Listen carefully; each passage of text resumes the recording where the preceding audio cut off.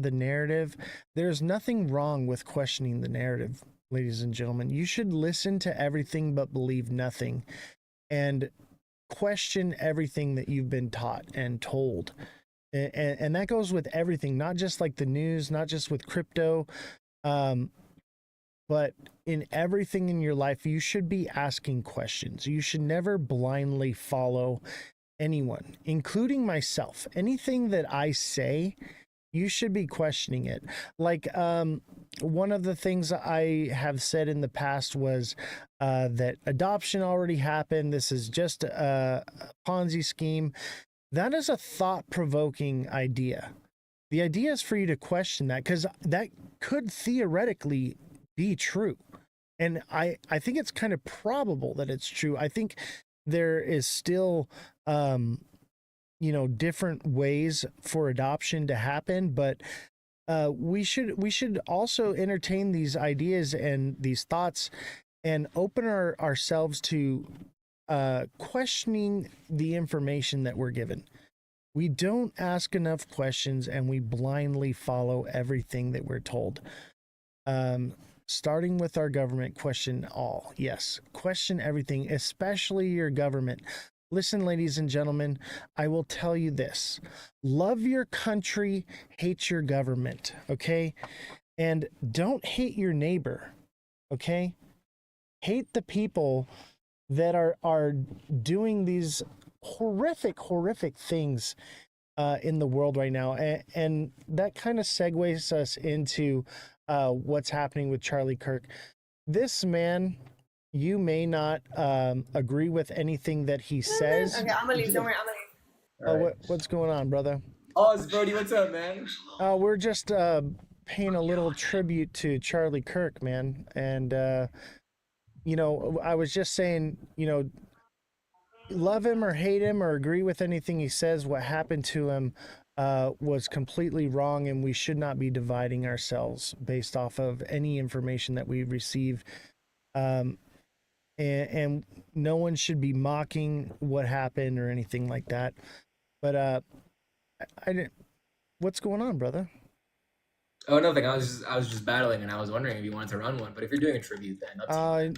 I'll tell you what. Maybe later on or next time. I owe you one. All right. I'll let you win. All right. Take care, brother. See you, man.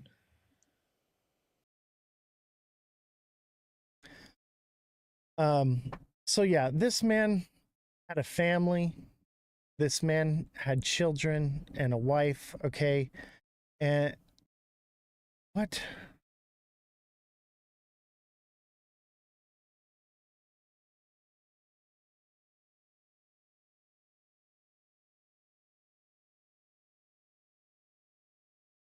Misinformation.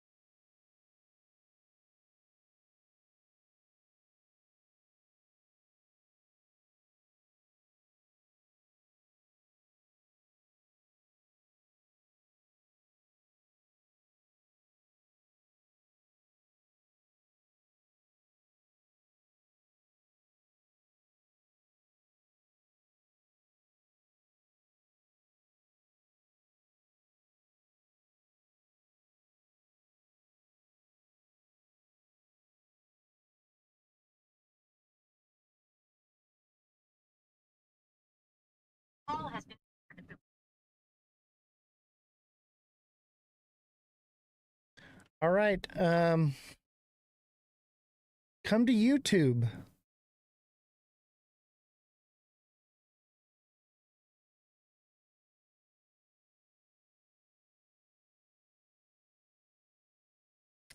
All right, everybody. So TikTok, we got rugged on TikTok right now. Live access is suspended till the 18th for misinformation because I said Charlie Kirk was a human being that had a wife and children. How disgusting are these people? How disgusting are you to do something like that? To take me down because of that. Who's here on YouTube right now? What's going on, YouTube? How are we doing? Is anybody there in the chat? Come chat with me. Let's pick up where we left off. So we got Jesse's here. Hopefully people are smart enough to come over to the other platforms. This is why we have other platforms, ladies and gentlemen. Because YouTube isn't going to give us a hard time. Also abstract, right? Is anybody coming over? Let me see. I'm going to post out that we're on YouTube right now. On TikTok.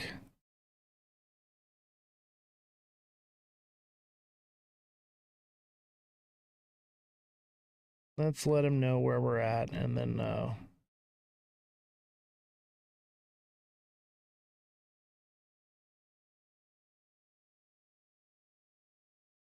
yeah, thank you for the likes. So, is anybody there? Anybody watching? Or should I just call it a day?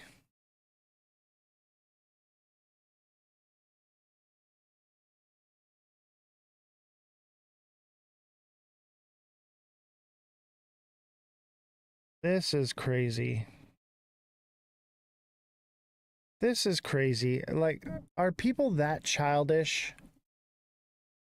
Really? Is it really you're gonna do that? Shame on you. What happened? We got banned for misinformation because I said that Charlie Kirk was a human being that had a family and a wife. These people are absolute monsters. Anyone that advocates this behavior, shame on you. Shame on you. You are evil.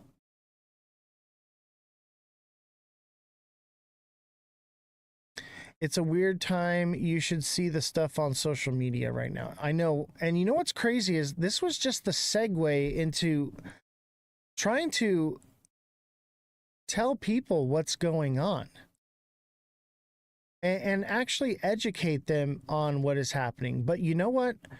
We're going to get some great clips from the recording from this. Yes, it's very disgusting and sad. Yeah, TikTok is very stupid. I'm glad that I can say that we hate TikTok shop, right? Thank you guys for all the likes and engagement here. This is why I've been onboarding you onto other platforms for this very reason right here. We just cannot act like civilized human beings on TikTok. Therefore, we need these other services in order to continue what we're doing.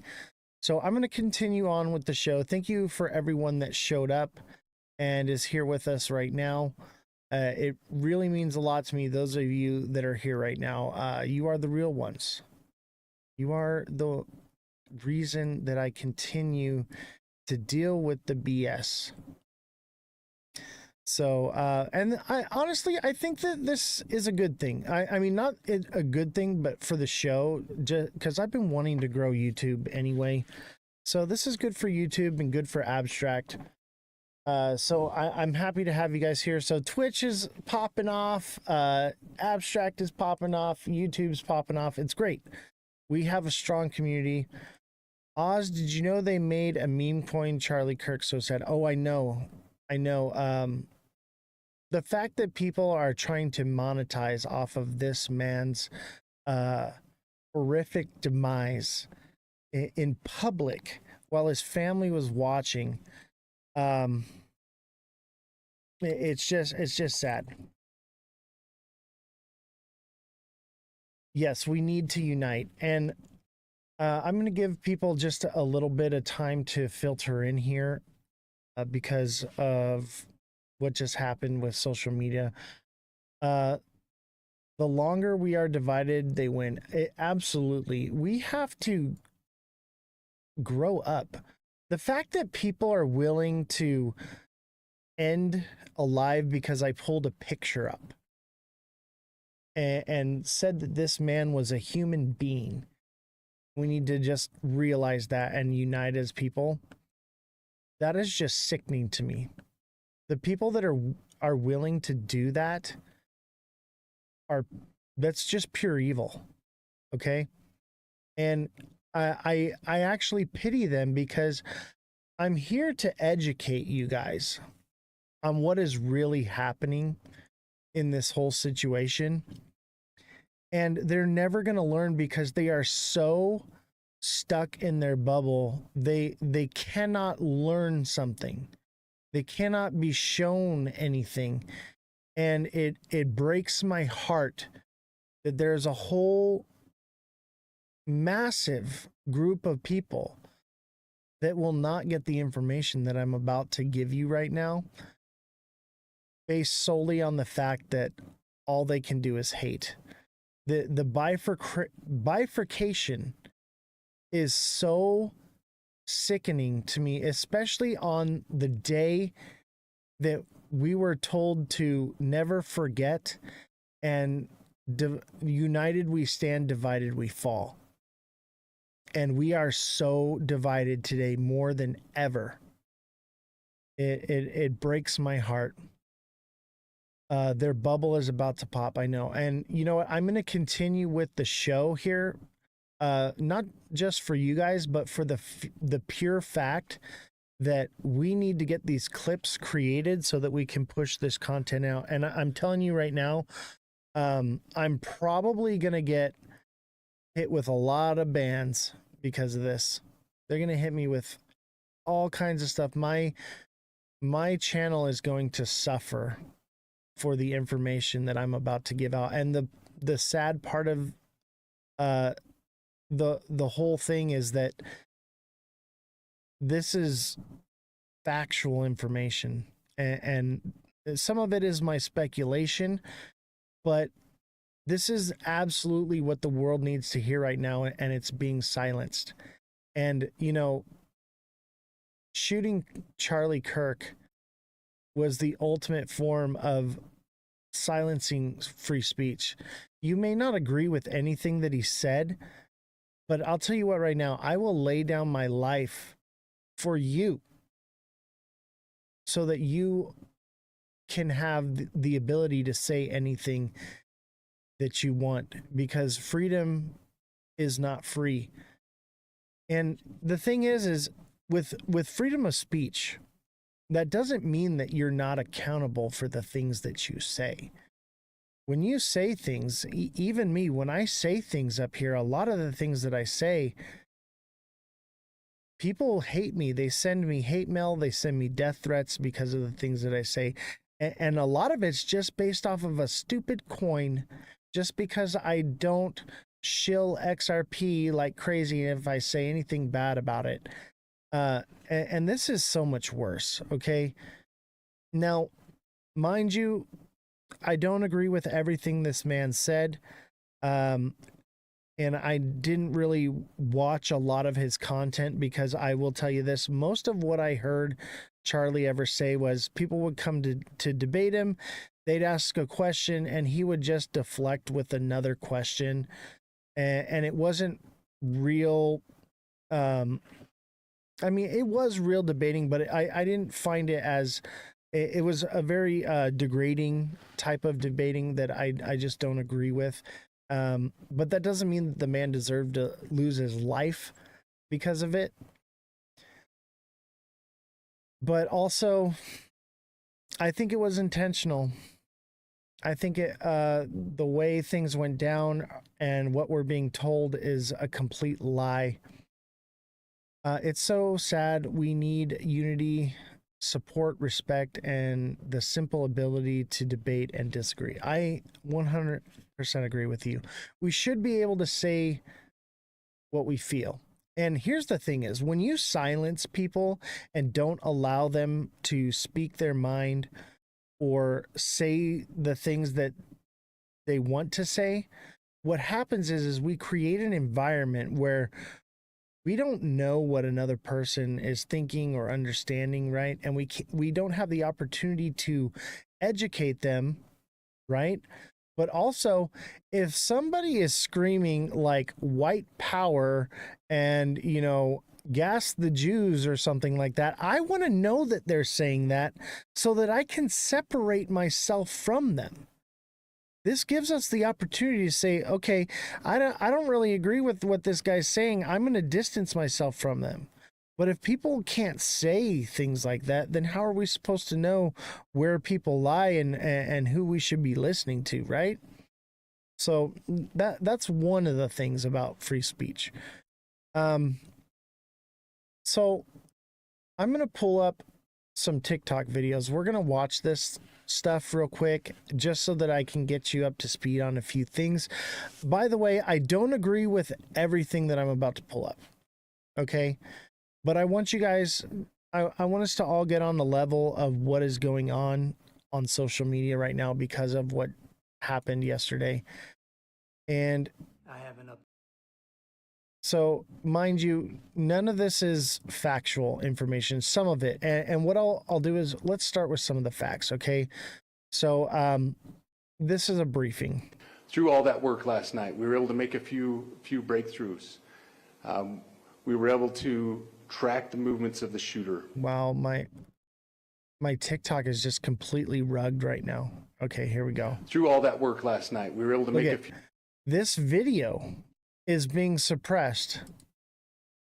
A lot of these videos that I posted have since been removed, and we may not be able to watch all of these. And it's crazy that we can't even post things anymore. Let's see here. Marco says he had a very professional security team, and yet it happened. I know, worried they will try to get Trump again. Honestly, I'm worried they're going to try to come after me. And I don't want to make this about me, but I had some second thoughts about everything that I do here because I'm very controversial in the things that I say. Now, I don't take too much of a political stance, but when it comes to money, people do some pretty crazy things, okay? When it comes to religion, people do crazy things. When it comes to politics, people do crazy things. But I have chosen a line of work and a niche in my content that puts a target on my back. And yesterday I spent most of the day thinking and trying to decide if I was going to continue doing what I'm doing, if it was worth it. And it is. It is. If I don't have a target on my back already, I will. And I'm okay with that. And I will tell you all this right now, chat, and this is recorded and going to be posted. I will never unalive myself. And I say unalive myself because I want to be able to post this to TikTok. I will never unalive myself. I do not have mental health issues. I am very happy and I'm a very sane human being, okay? So that being said, if something does happen to me, I hope that the narrative isn't pushed that I tried to kill myself, because I will never do that. I'm too tenacious I've been through too much in this life just to give up. Okay, so if they take me out, I hope I go in the manner that Charlie did. So if you're going to come at me, come correct. All right. I have a feeling they hit me. If they do, they get me with something like a heart attack gun. You know how that thing works, right? It's a frozen bullet with a shellfish toxin in it. And so the bullet melts when it enters. It's very small. And yeah, it's basically poisoning. So let's watch these videos. It looks like some of them aren't going to work, but just listen to the information, okay, chat? Just listen. Through all that work last night, we were able to make a few breakthroughs. We were able to track the movements of the shooter. Starting at 11:52 a.m., the subject arrived on campus, shortly away from campus. We have tracked his movements onto the campus, through the stairwells, up to the roof, across the roof to a shooting location. After the shooting, we were able to track his movements as he moved to the other side of the building, jumped off of the building, and fled off of the campus and into a neighborhood. We do have good video footage of this individual. We are not going to release that at this time.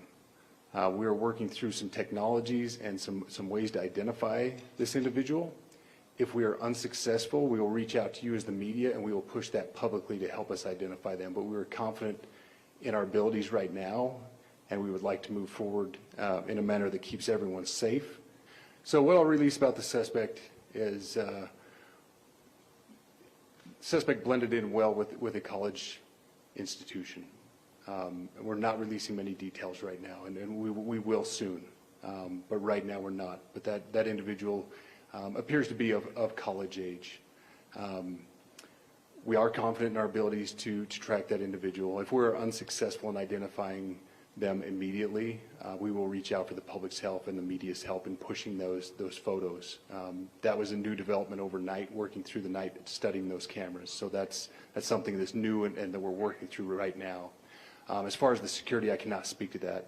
Neither the Department of Public Safety nor the Federal Bureau of Investigation was involved in the planning or security of this event, and that'll have to be a question later for other agencies. This was a targeted event. We don't believe that the community is at risk. However, we are exhausting every resource to find him, and we will do so. All right. And let's watch the others as well. And once we view all of this, look at it's not allowing me to see my replays. We'll get into the nitty-gritty of it.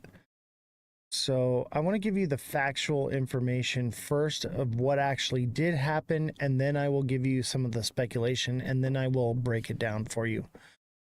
So as of right now, the suspect is still at large, according to the FBI.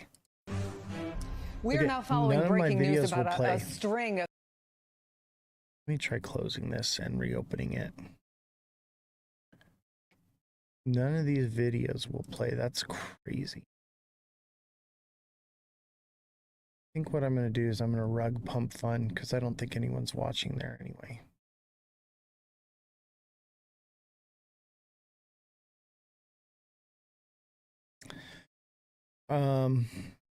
Did you make that banner? What banner?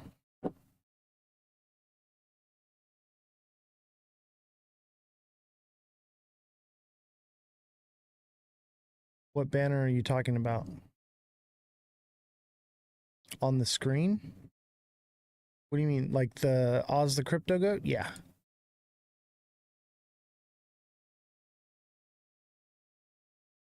The shooter's at large and still on the run, and here's everything you need to know. As officially releases image of the rooftop shooter, let's go over the... Wow, it won't play anything. It won't let us watch any of the videos. We are now following breaking news about a string of threats at a number of historically black colleges and universities today. NBC's Kelly O'Donnell is following this for us. What can you tell us, Kelly? Well, Chris, I think this is at this point in the abundance of caution phase, where universities that are a part of the HBU system, the historically black colleges, a number of them in Virginia, also in Alabama, saying that they have received threats and therefore taking action to lock down a campus or cancel classes or send out warnings to students and to the university community.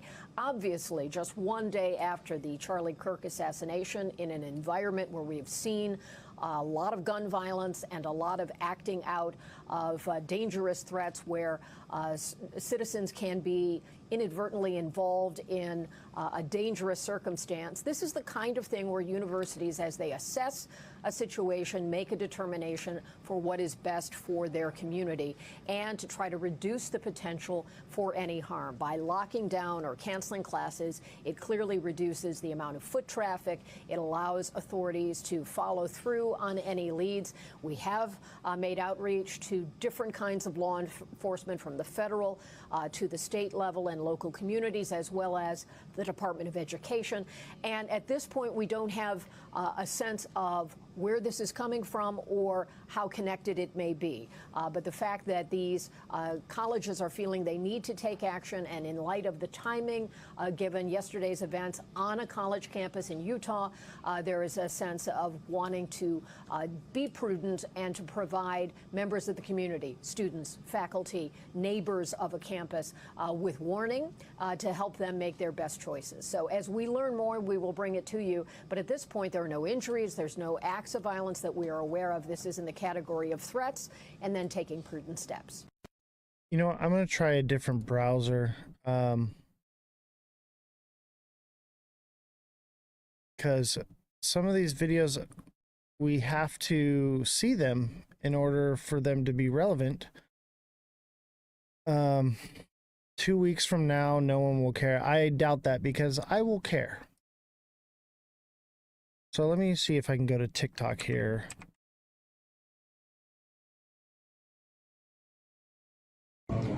Yes, sir. I need to talk to you for a second. I'm being told by the receptionist. It's not allowing me to play any videos on TikTok.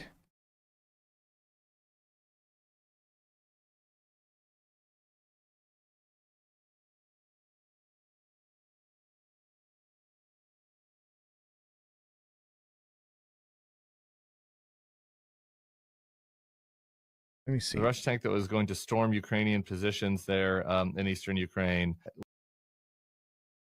This is crazy. Nothing is working today. We are now following breaking news. I don't know if I can cover this story without this information.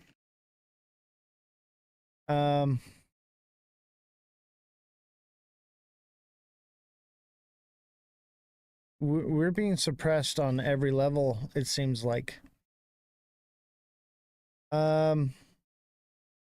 Chat, how do you feel about me ending the live real quick? Let me restart my computer and then we come back. Will you guys come back, or do you want me to just carry on?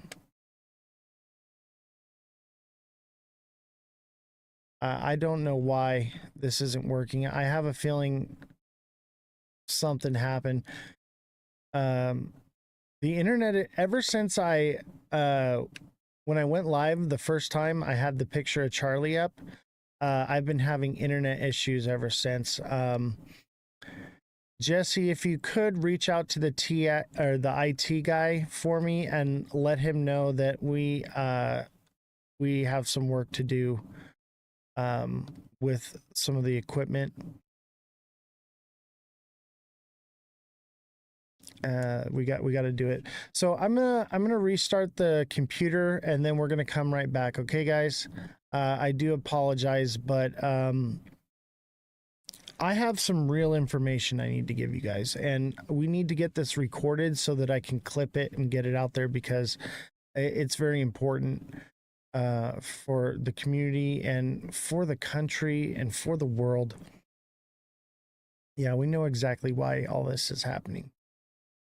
So I will be back, guys. Appreciate you. Love you guys. I will be back.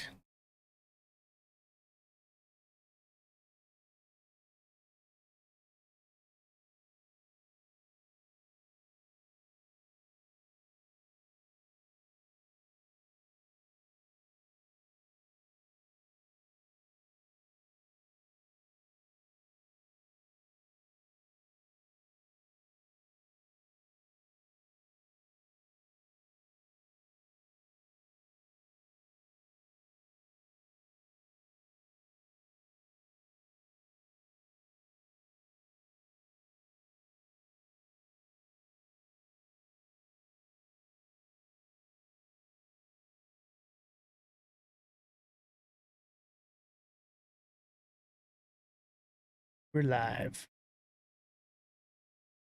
Gosh, what nonsense we have been dealing with today.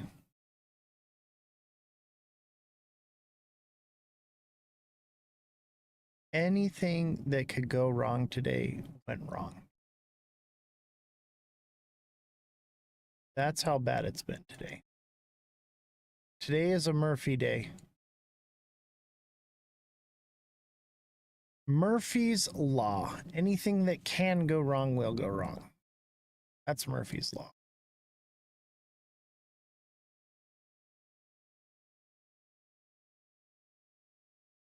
All right, let's give everybody a chance to get on here. Let me let people know that we're live.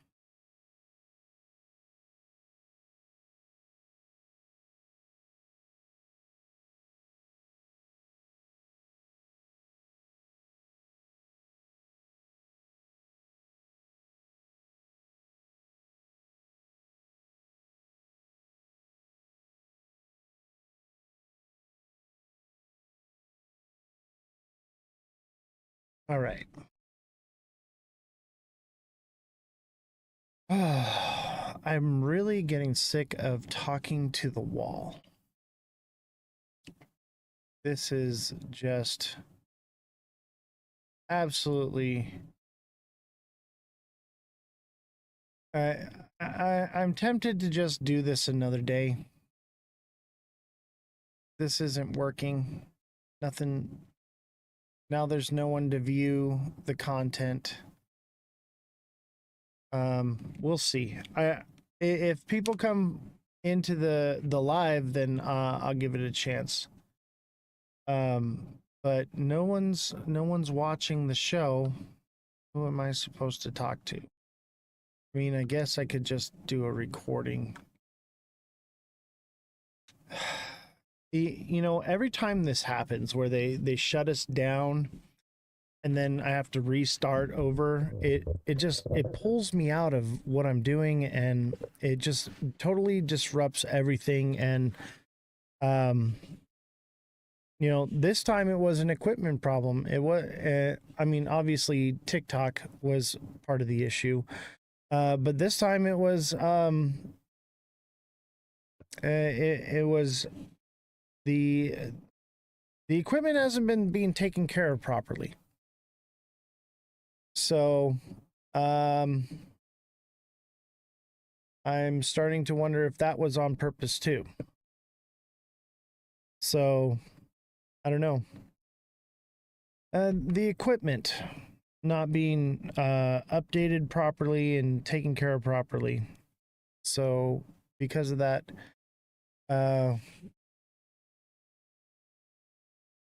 we are dealing with nonsense. Today has been one of those days where everything that could go wrong went wrong. And not only with TikTok, but with the equipment here. The equipment is supposed to be updated regularly. And anytime that I don't go live for the day, it's supposed to be updated by the IT guy. And it was not done. And so nothing was working. Guys saying taking profits? What?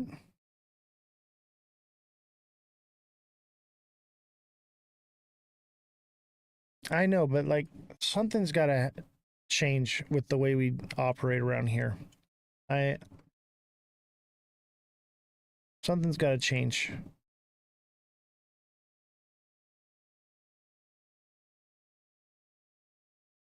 I don't even want to do this anymore. Chat. Every time I have something real to say, this happens.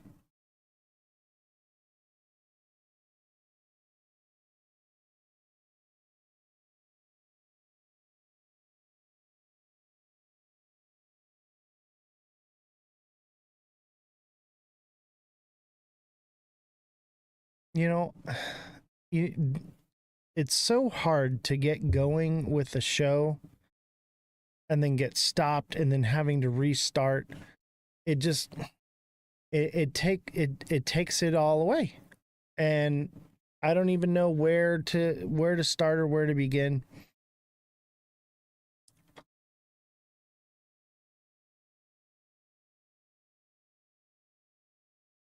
I don't know.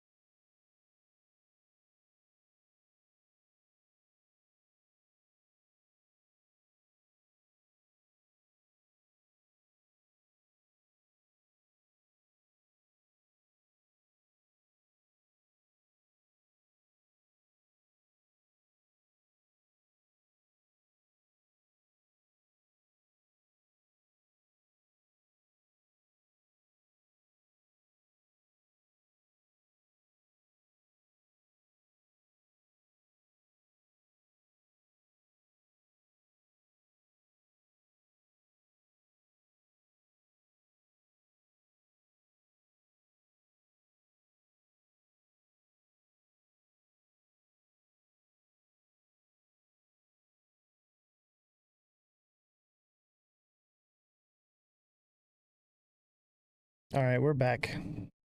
I was having a conversation. Sorry. All right, we're back. Sorry. I apologize. Today has been a really bad off day for me. And I guess it's a good segue into what's going on.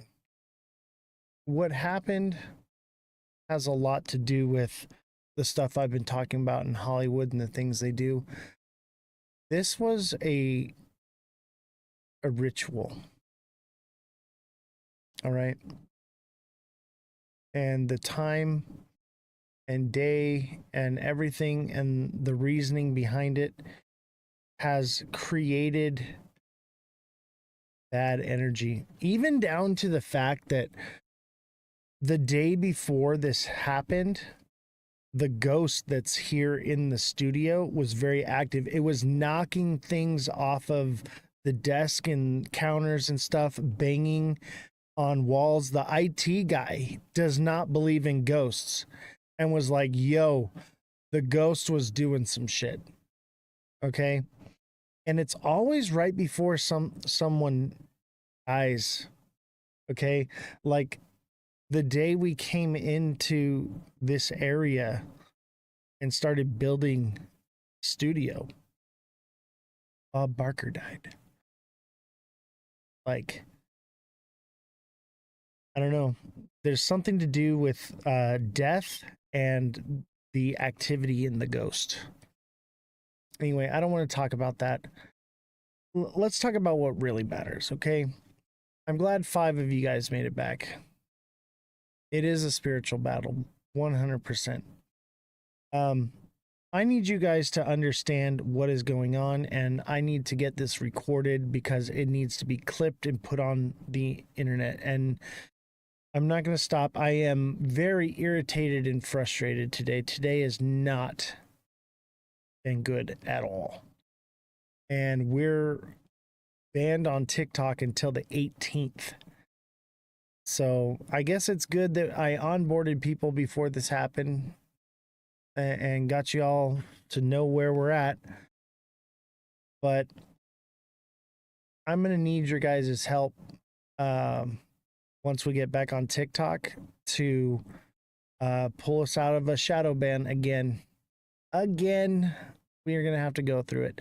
This is why I don't want to deal with TikTok anymore, and I don't want to go live on TikTok anymore.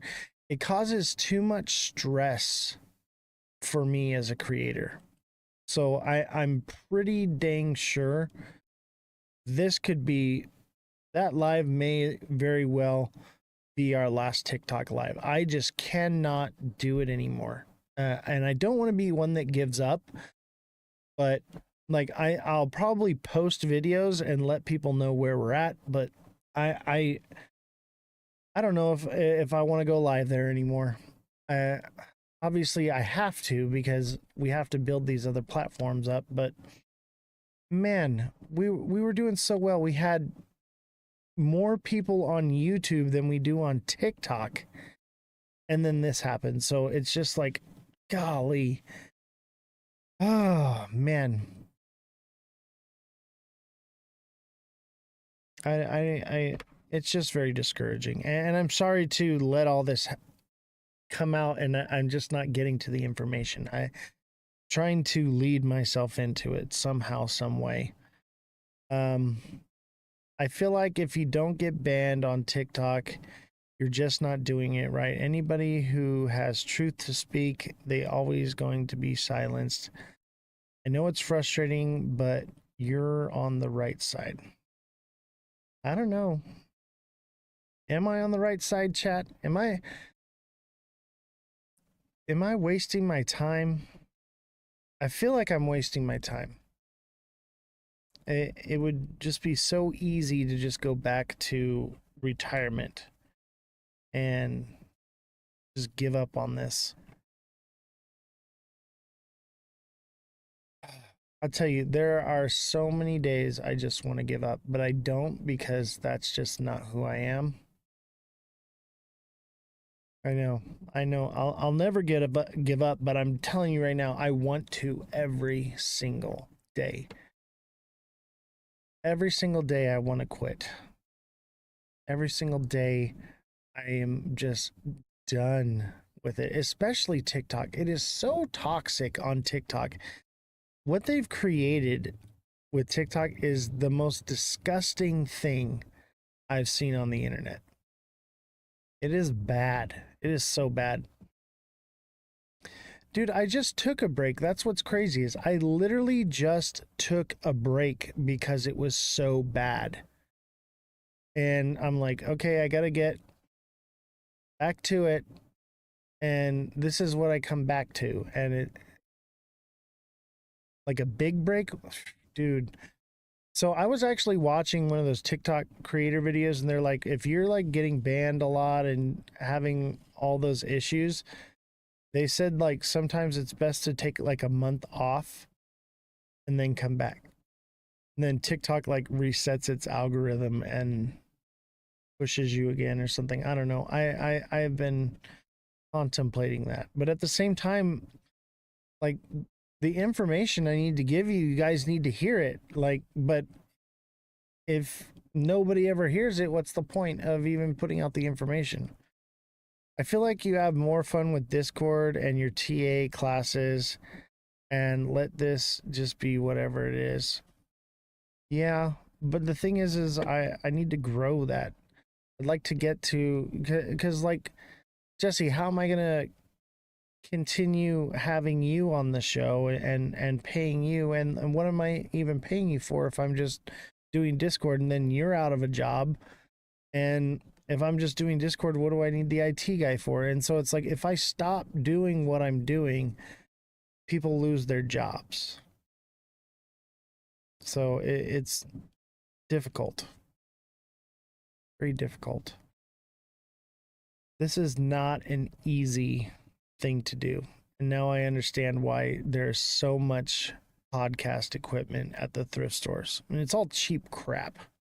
You know, nothing like what we're using here, but I understand why there is so much podcast equipment at the thrift store now. Because people just can't cut it. I count myself as one of the most tenacious people I don't know anyone more tenacious than I am. I don't know anybody that,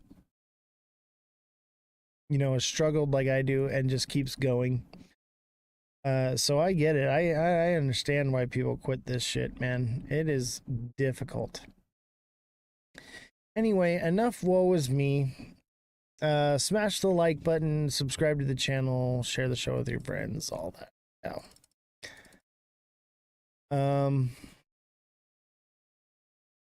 That's not what I'm saying. I'm saying you can do TikTok, YouTube, but just let that be whatever it is. If it gets banned, it gets banned, but you have more fun in Discord. I do have a lot of fun in Discord. What we're doing in Discord is pretty awesome.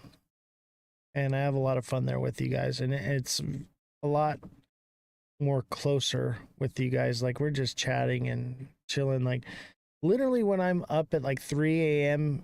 trading in the early morning here, like, you guys are there with me now, which is cool because I used to just be by myself. Like, everyone's asleep and I'm just awake and I'm on my phone. So it is kind of nice to have people to be with while I do that. I appreciate you guys a lot. And really, it's all of you why I keep doing this. I have no reason to do this. There's not one benefit for me to do any of this. I have not benefited anything by doing this. The only thing, I mean, the people around me benefit. You know, Jesse benefits, Elon benefits, you guys benefit. That's why I keep doing it. But I don't get anything out of this. If anything, I just get a lot of heartache and stress. I don't know why I chose to do this, but you know what I've always done is I've always tried to pick the hardest, most unobtainable goal and then strive for it. And I've always achieved it. And I'd even say on the social media influencer side of things, I've kind of already achieved that. I've surpassed what I thought I would ever create with social media. So I mean, and since then I've set the bar higher. So, but I will tell you this, being a creator is not for the weak. It is the hardest thing I've ever done in my life. And I've been homeless on the street. I've been through crazy, crazy things. And this is the hardest thing I've ever had to do. Social media is a mental challenge. If you can go 6 months straight, you're making it. I know. Are we at 6 months yet? I feel like we've been doing it for 6 months straight. I feel like we're pretty much to that point, if not past it already. I think we're past 6 months. It all started, what, in like February? January, February? It's been 8 months. Has it really been 8 months, chat? I know thousands of people that quit that wanted to learn. They aren't made for it. I know. I will tell you this. I'm definitely made for this. Okay. I've seen a lot of creators and I think I do pretty good. I have to say, like, but it is very tolling and the stress is very tolling. And, you know, the only currency that I receive from doing any of this is having you guys here with me. And that's really the only currency that I want to achieve, is to have a community to surround me. So I do appreciate you. The 5 of you that showed back up, you guys are the real ones, and I appreciate you. Can you have a second man to step in on times like this? Well, that was the plan to do with Jesse, but Jesse can't even do it. And I don't make enough money to pay her to do it like that full time like I do. I pay her to be here when I need her. And that's just what it is.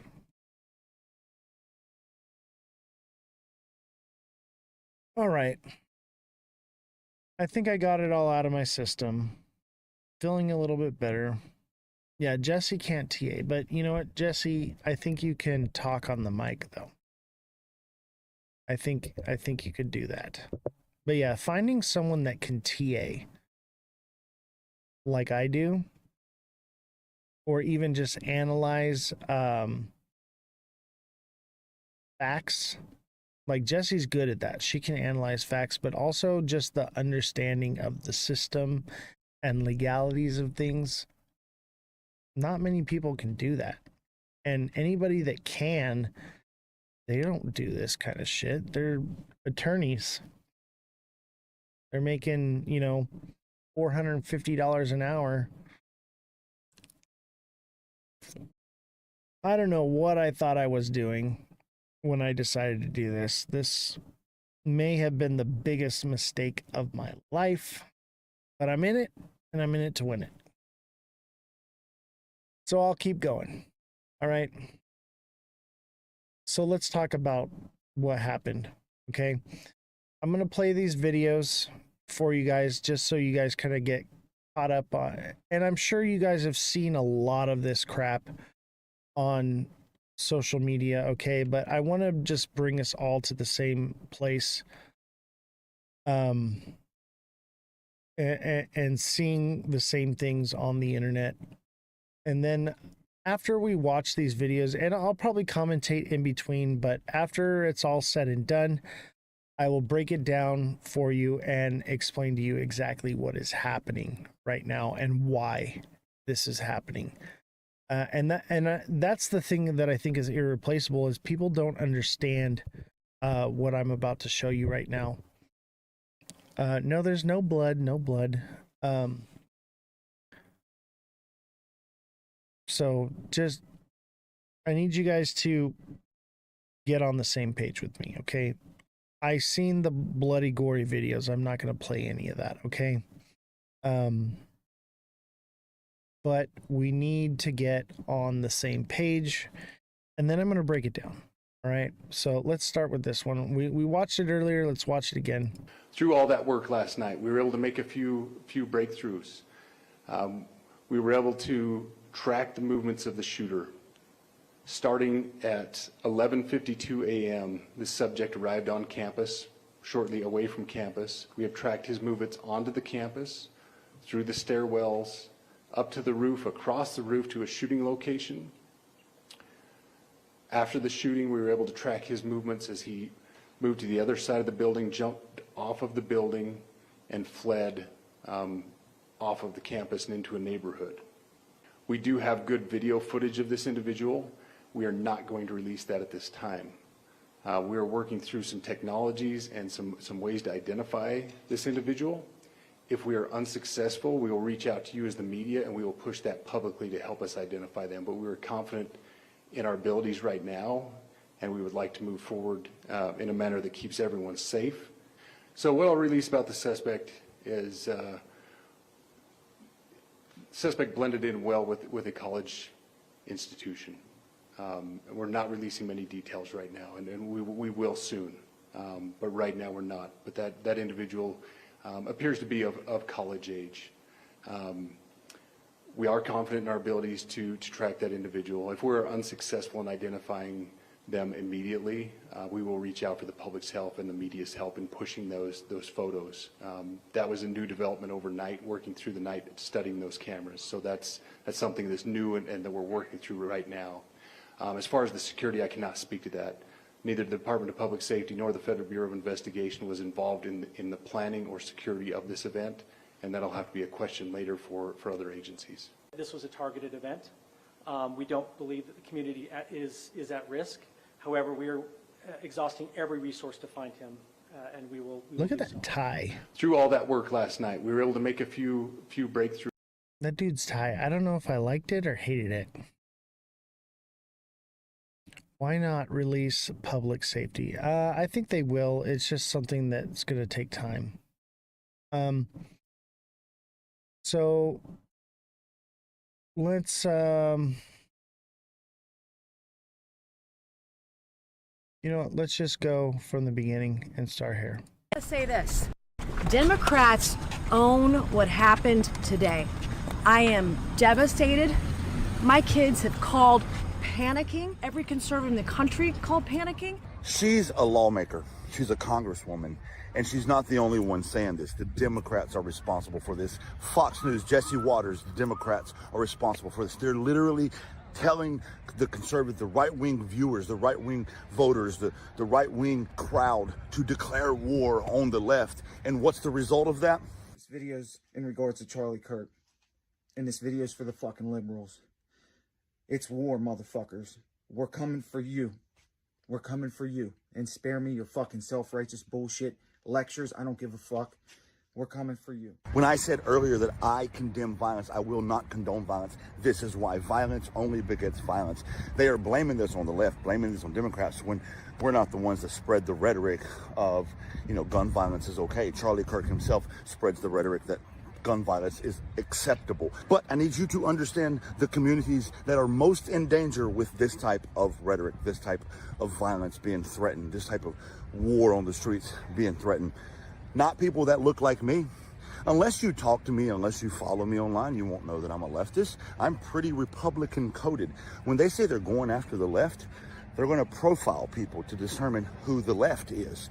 So if you are black and brown, if you are trans, if you are queer, if they feel like you're trans, if they feel like you're queer, if they feel like you're a leftist at all, then you can be a target of this violence. And no, I'm not saying that everybody in the LGBTQIA plus community or black and brown community is a leftist. That's what they think. So why do I condemn violence? It's because always in this country, when violent rhetoric gets turned up, it's always marginalized communities that pay the highest price for it. Violence only begets violence forever and always. Nonviolent civil disobedience does work. We need to do it en masse. We need to shut the system down. But now, by the actions of one man, everybody on the right is using this as an opportunity to attack. Because guess what? The people on the right, the politicians on the right, they know they're losing. They know that the nonviolent civil disobedience is working. They know that the tide is turning against them. They know that the American people are not standing for their bullshit. So they need something. They need something to take control of it and stop us. They're grabbing onto this violent act to declare war on the left. And the most ironic part of the entire thing is that everybody I hear from the left is condemning the violence, condemning the shooting, and they are now calling for more violence. It is always their rhetoric that calls for violence, and it is always the rhetoric of the left to preach nonviolence and condemn acts of violence. Say this, Democrats. Let's keep watching. The man originally arrested for shooting Charlie Kirk in Utah today has been released by the authorities. Y'all got to understand something. This wasn't some regular Joe Schmo. This person knew what they were doing, and we can see this in the quick little 6 to 7 second video of Charlie Kirk, unfortunately passing away. He did die. I can't show it to you, but this is the layout. That's him in the tent, white shirt, holding the microphone. As he's holding the microphone answering questions in his left hand, he lowers the microphone and slightly turns his head. Then we see the initial bullet entry wound. Then you hear the crack of the shot. Then you see him tense up and inevitably passes away. Again, unfortunately. I didn't like the guy politically, but I don't wish death upon anybody. Now, that right there, we can get a lot of information from. Couple that with the fact that he was talking already for a good few minutes. If this was some regular guy, he would have taken the opportunity the first time it arose. But this person waited for the microphone to go down. Probably didn't take into account that they were just turning his head, because he meant to hit right here in the nasal cavity.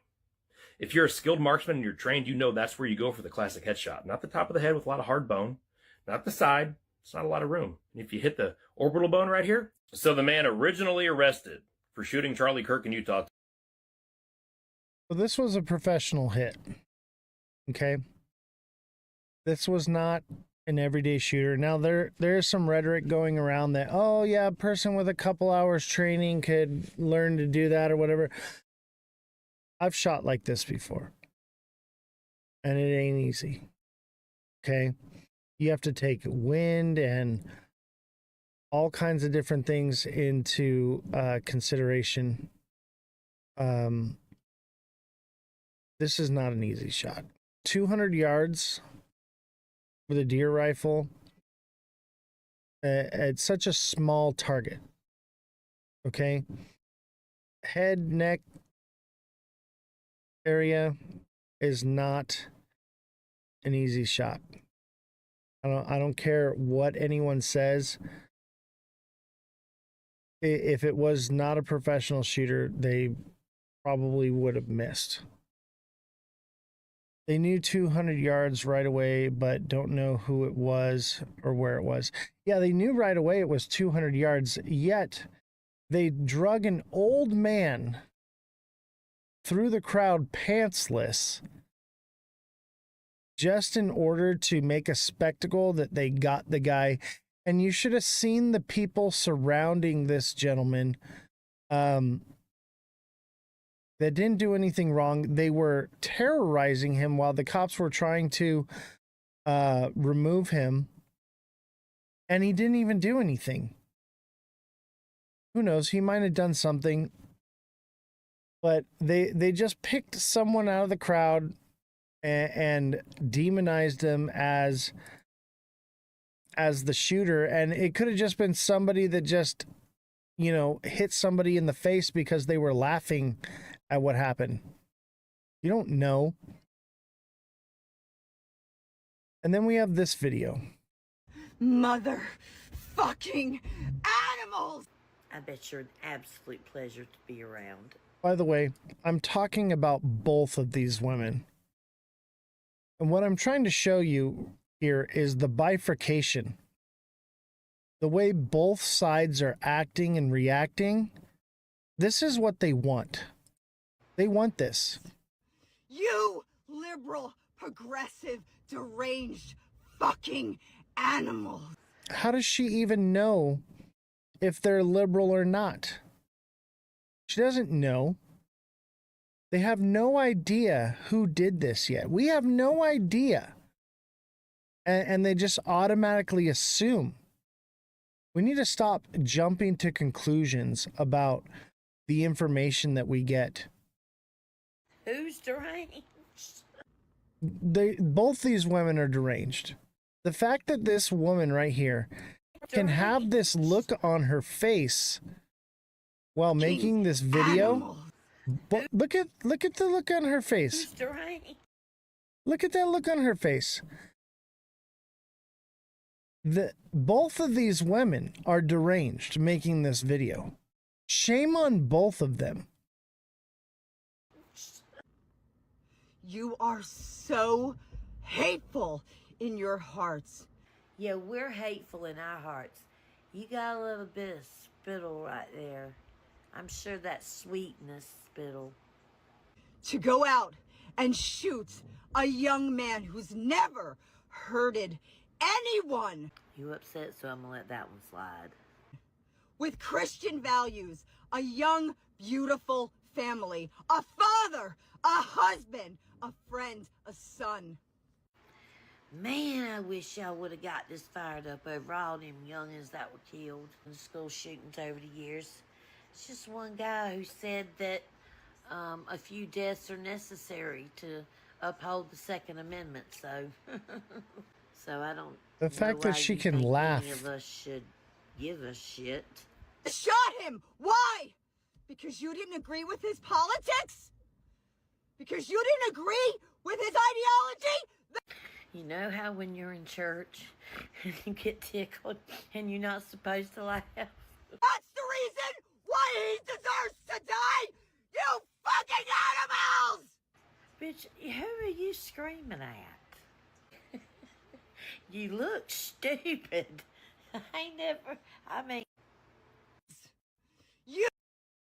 Both these women are in the wrong here. I understand one of them is very upset, and this is her way of dealing with her emotions. But she has no right to blame any side. We have no idea who the shooter is. We literally thought an old man who probably hit someone in the face, is what I'm assuming, is he probably, you know, somebody did something And then they were like retaliated, got in a fight, who knows?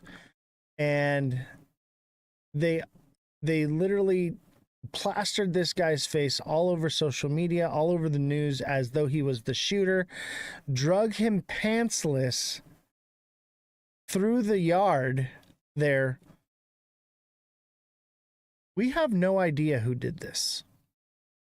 We have no information. Okay? They know who did it. And I will give my speculation on what I think in a little bit here. But y'all need to hit the brakes a little bit, okay? You guys are making content and posting it to social media and literally starting a war. A civil war is being started over Charlie Kirk's death. And you're going to social media and you're posting out this information as though you know the facts when you know literally nothing. And you're not helping anything. You are adding fuel to the fire. Both of these women are a problem. MAGA Fox News host Jesse Waters goes live on air and declares war. He decides to use the most incendiary, divisive rhetoric by claiming, quote, "They're at war with us. What are we going to do about it?" I want to highlight the shooter is still at large.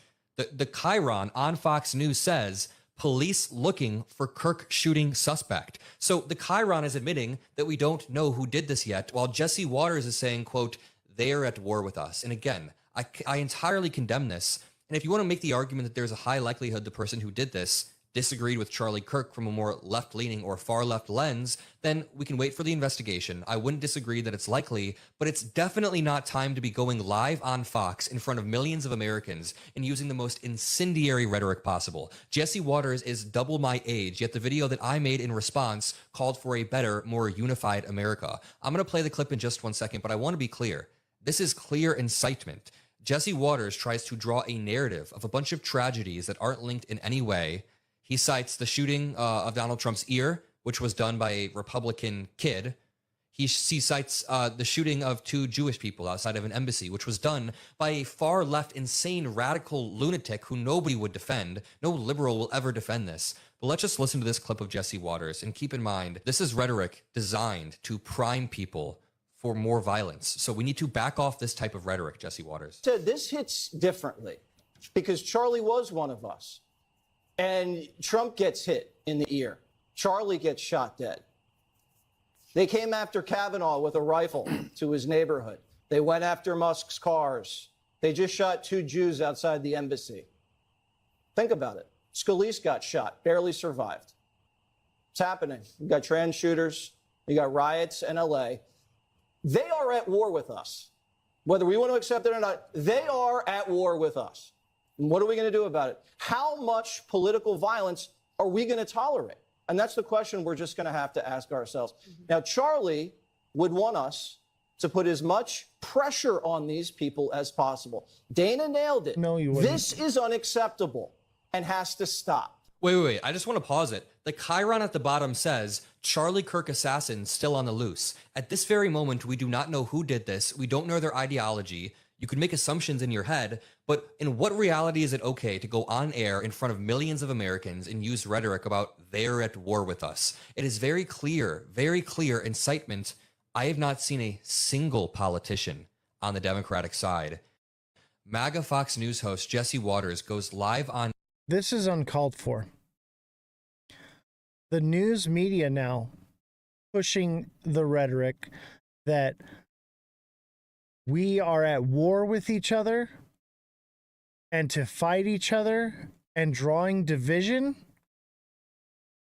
This is the most disgusting thing I've ever seen. And this needs to stop, okay? They have no facts. Like he said, it literally says the shooter suspect is still on the loose, yet we're over here inciting civil war over something we know nothing about. We don't know who the shooter is or where they came from. And we're putting this rhetoric out. And someone says that they saw him walk along the whole top of that roof. If you look here, you can see where he actually stood up and shot. And I'm not going to, but right there, he actually stood up. So he did the shot, stood up, and he ran off. Now, chances are, if you guys are looking at this, if you read, it says it right here. This person saw it, Omar, right? So Omar says, Charlie Kirk is coming to my college tomorrow. I really hope someone evaporates him, literally. Let's just say something big will happen tomorrow, okay? And if you guys want to see who Omar is, this is Omar after, and now right there. So there's Omar, and he's the one who said, hey, something big might happen. Check this out, guys. I don't think it's a coincidence that the question was asked about mass shootings or any of that. I think it was a setup at that point. So we got to check who's asking that question. That's the first thing. Second thing, I'm sure they're going to follow every lead, but these older gentlemen out here who are saying they're the shooter and we're trying to throw people off, I get it. You guys hate Charlie for all those reasons. That's on you. You're going to have to deal with God and Charlie, because Charlie's in heaven too. But I will tell you, if you guys go to any function, man, I can't stress this enough about physical security and just tact. You run into the middle of everything in the front of the stage and you make a commotion. You say something. We got shooters up on the top in Butler, Pennsylvania. There's a guy up there with a gun. Stop what you're doing. Run in the middle of this crowd. Who cares who's looking at you, who stops you? You say, there's a shooter up there. You start making a commotion. You cannot be quiet about this. This guy recorded something and said, hey, look, somebody just ran across the roof and got in a prone position. Are you kidding? This is where you pick your feet up and you run and you do your damn job as a person, as a human. There are a lot of sick people out there, and they're sick people. It's the people doing this, okay? And they're sick about it, and I'm sick of it. All right, I'm telling you guys are trying to provoke people. You guys are trying to mobilize people, and we're not that way. We're God-fearing people. We respect I'm a United States Army veteran. I'll tell you what I do. I defend this country against all enemies, foreign and domestic. I don't care who's the president. I don't care who's in Congress. That's not my problem. I care about the people. And Charlie Kirk was exercising his First Amendment right in front of people, and he got assassinated for it. All right, let's talk about this gentleman. Okay. He's wrong to speculate on the internet and pull up someone. Obviously, this person shouldn't have said what they said on the internet. And this is why we need to be careful about the things that we say on the internet, because they will come and haunt you. Okay. But what you need to understand is that he just doxed somebody on the internet, blasted their face as though they were the shooter with no evidence and nothing to stand on. And Jesse said in the chat that it's a hoax. We don't know if it's a hoax or not. It very well could be that person, but we don't know. But to go onto social media and make content saying that I know who it is and put their face all over, you will ruin someone's life doing that. This cannot be tolerated. And I'm not a fan of cancel culture, but people like that make this kind of content should not be allowed to create content anymore. And this is clear that they are putting out information without any facts backing it, speculating as though it's a fact, and damaging and destroying people's lives. This is where I say that these types of people should be removed from the internet. Okay? If you have factual information and you are giving it to the public, that is one thing. But to speculate and dox somebody like that, that is just disgusting. And you're part of the problem. All right, this is an eyewitness account from someone who saw what happened. And what I want you to take from this, well, let's watch the video first and then I'll explain to you. What happened? Hi. So we were about 3 or 4 rows back. I was there with another reporter from the Deseret News, Emma Pitts. And the question had just come up about how many transgender shooters there had been. And they went back and forth. Charlie Kirk answered once. It was the student asking a question. He asked something else, and Charlie went to pick up the microphone to answer. And it looked like he was shot on the left side of his neck. There was a lot of blood, and he went limp, and he started to fall backwards. And did you see him? What happened in that immediate moment? He fell backwards. What happened then? So a lot of the people, because we had been there early since around 9 a.m. We were interviewing lots of people just about the atmosphere. And the audience initially thought it was a firecracker. It was really light sound. And so then something was obviously wrong. Everyone dropped to the ground. And then we ran off, cowered there for about probably 30, 40 seconds. Saw the coast was, well, I don't know if we definitely did not think it was clear, but we ran off to get shelter in another part of the building. We hid under a desk, just contacted our editors. What happened? Okay. I want you to notice something in this video. And I want you to know that when this video came out, this was during the time they had arrested the old man and drug him out pantsless, okay? So before it was established that there was a shooter on the roof and they were pushing the narrative that it was this old guy in the crowd, this is what the news was putting out. And I'm going to mute it so that I can talk. Notice this video. They're showing the roof, right? And obviously this is after the fact. But the news does this where they zoom into the roof and they're looking around, right? And they're posting it at the time where they are assuming that they got the shooter. It's the old man. And they're showing that the roof is empty. No one's up there. Even though this is after the fact, they do this on purpose. See that shot of all over the rooftops? That is to imply that there was nobody on the roof. The news does this stuff. And this is part of what created the rhetoric of, we got the guy. We got the guy, we drug him out pantsless. This is wrong. And the news is part of the problem. This is why we have a show. Because the news is so terrible that they would push this. Now, I don't know what happened with the old guy. I don't know why they drug him out. They released him, though. But they were trying to use post footage as though it was of what was happening. Because your brain, the way it works, they were trying to push a narrative that seemed like there was no one on the roof. And that's why you see the shot that you're seeing right now. Okay? And this is a big problem. Let's look at another one. Going too tough and came and took him out. Okay, that's one. Oh, we'll get to that one later. Let me see here.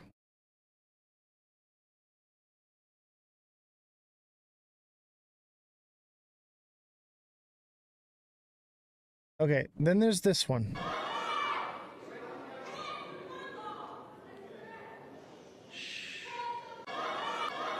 Look, it won't even play the whole thing.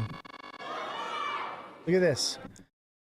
TikTok won't allow me to play the whole clip.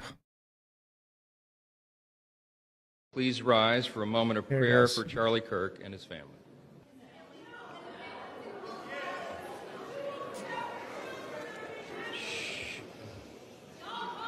Let's wait a minute. Wait a minute. The House will be in order. The House will be in order. The House will be in order.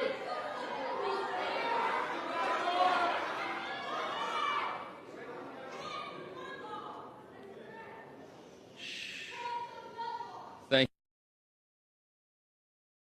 So they went to take a moment of silence in the House for Charlie.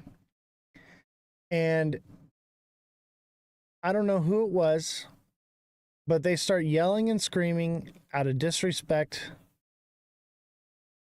And the issue is this.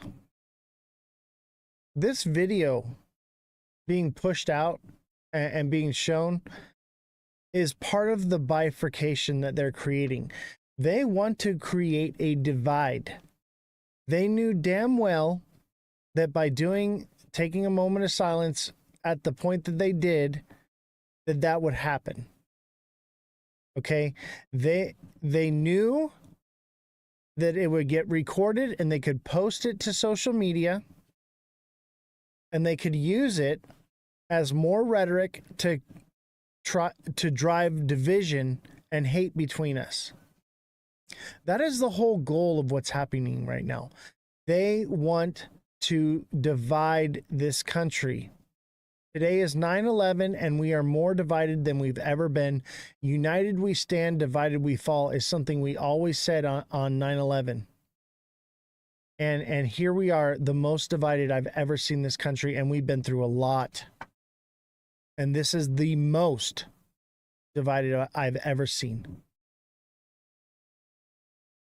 Look at this video, chat.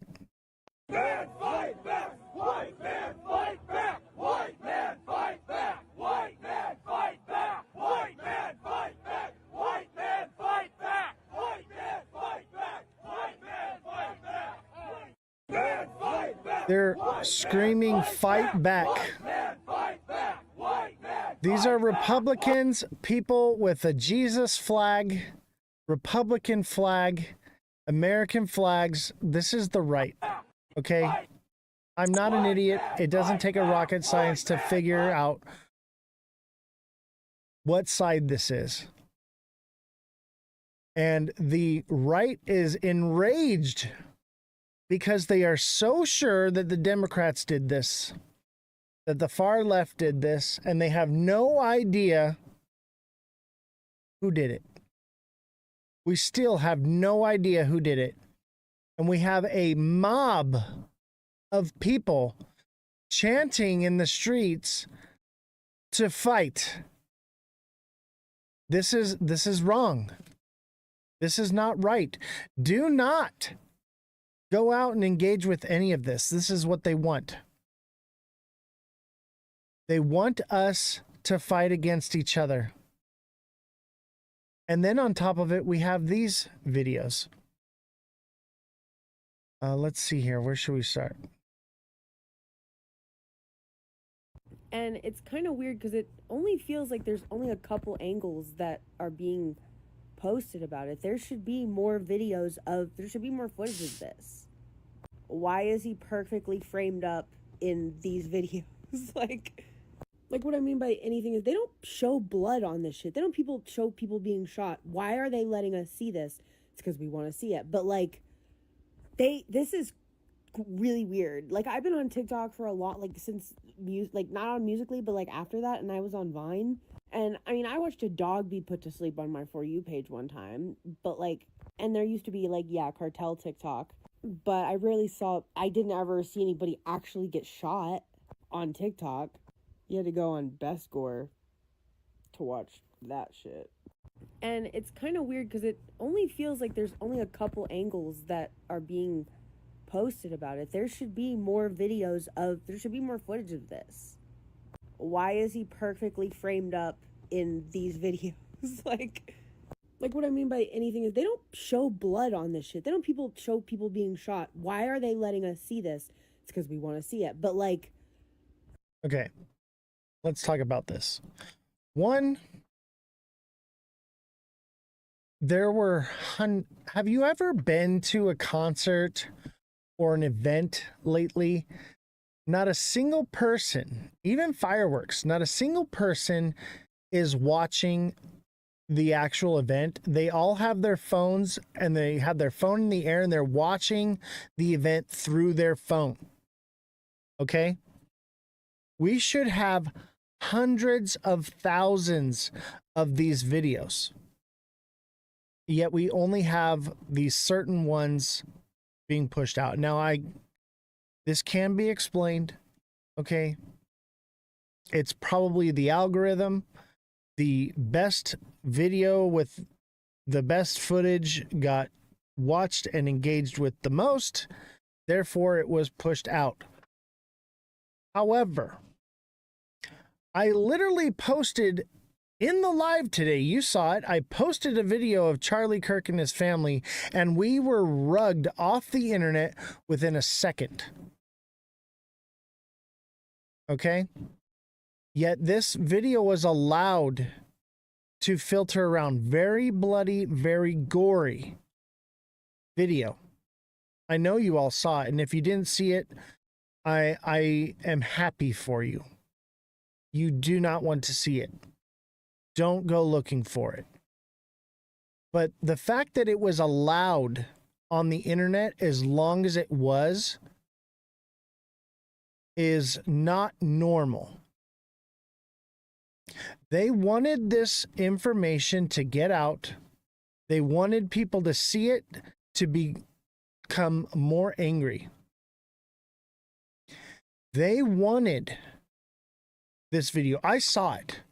It is one of the most horrific, gruesome things I've ever seen on the internet, and I've seen people beheaded in the early 2000s. Okay? This was brutal. And the fact that they pushed a rhetoric that he was fine and he made it to the hospital, he was in stable condition, all these different things. I don't understand why they lied so much with this, and at the same time I do. It was all for a purpose.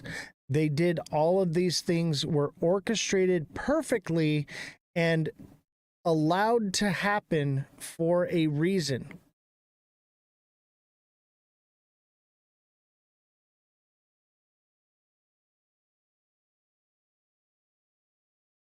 Okay, now let's talk about this video.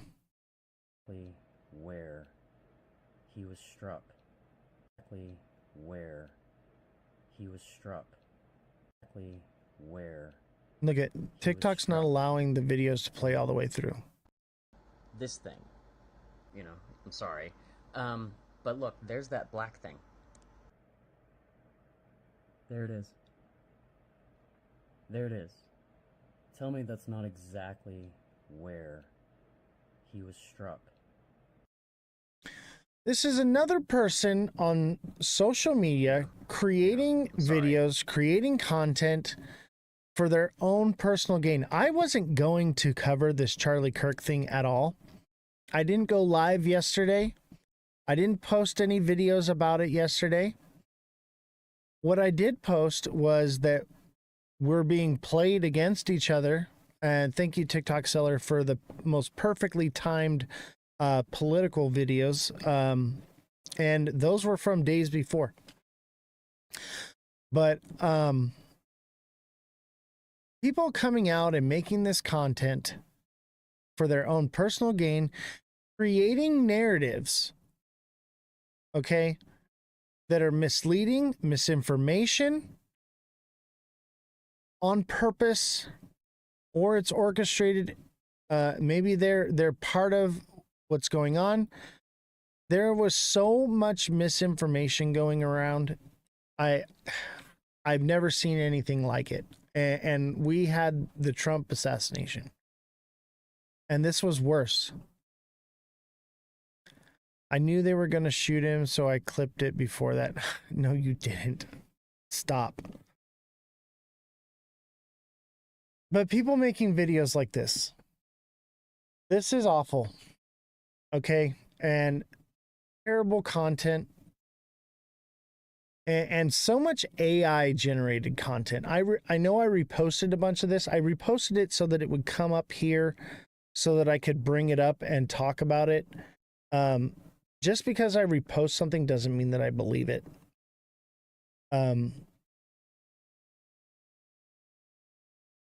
This is unreal. Now there's this. More conspiracies.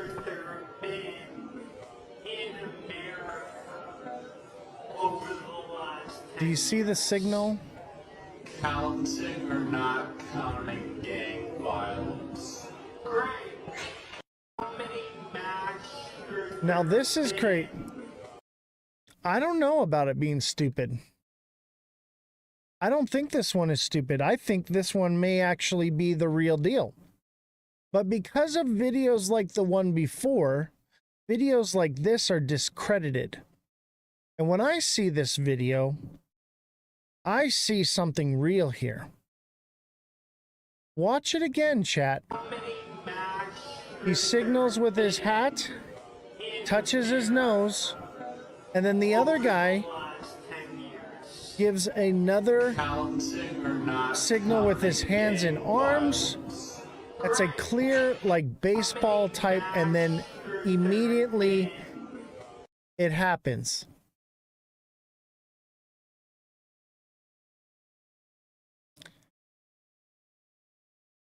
I believe this to be true. I don't think this is a coincidence. I don't think that this... I think that this thing was set up. We're gonna get into that more, and I'll create some good clips for you coming up. But let's talk about why first, and then I will break it down for you. All right. One more video here. I forgot this one. This guy's gonna get fucked. Some guy.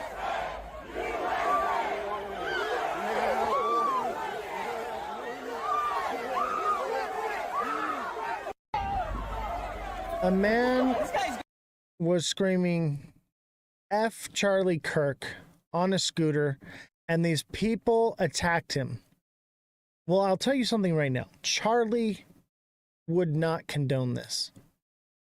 Charlie was a man of free speech, and he clearly exercised that right. As you all know, he has said some very horrific things. But I'll tell you this, every person has the right to say whatever they want. You do not have the right to attack anyone for it. Period. Whatsoever. You do not have the right to attack anyone because of something they say. Okay? Whether it's Charlie, whether it's a guy on a scooter cruising by saying F Charlie Kirk. Neither one of those men deserved what happened to them.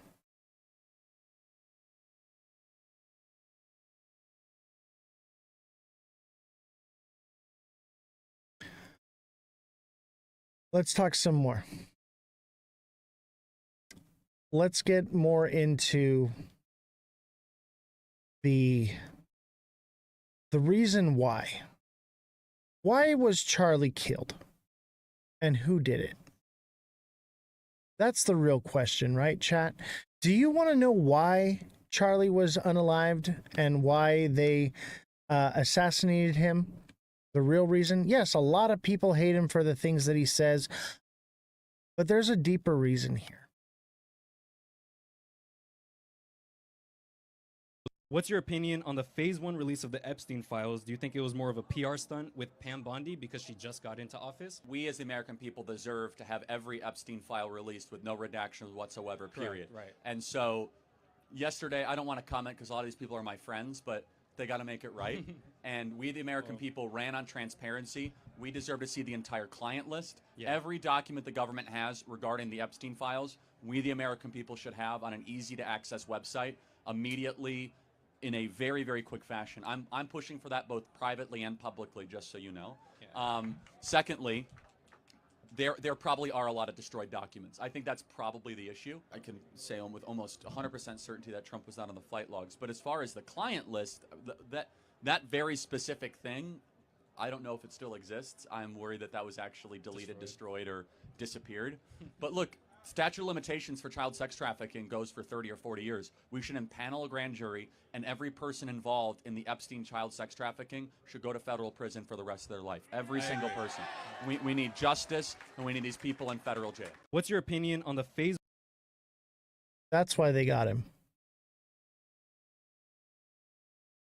Donald Trump had his puppet killed for speaking about Epstein. Documents in the Southern District of New York. Yeah.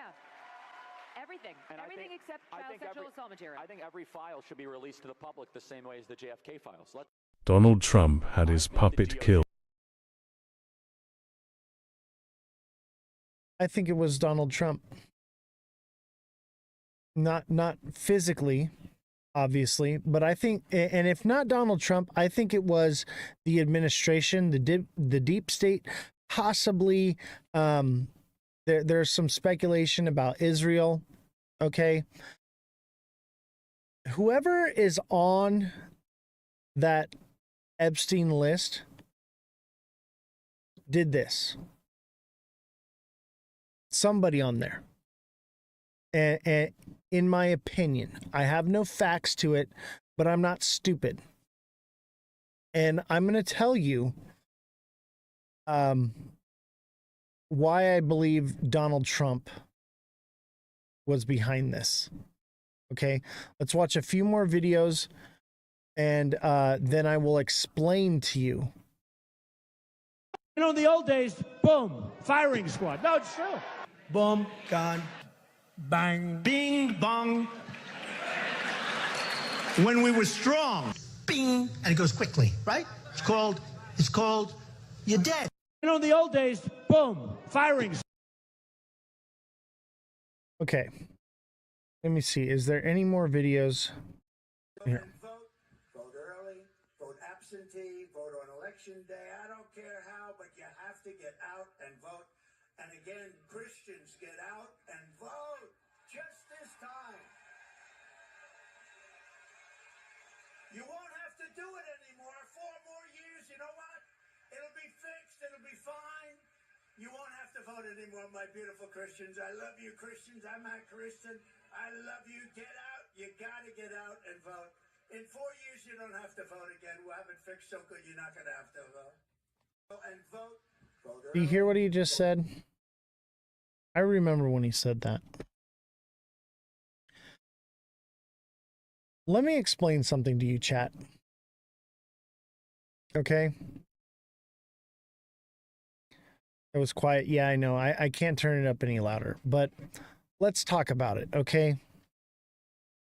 And why I think that this was orchestrated by either the deep state. Basically, he said that you're not going to have to vote again. Go out and vote.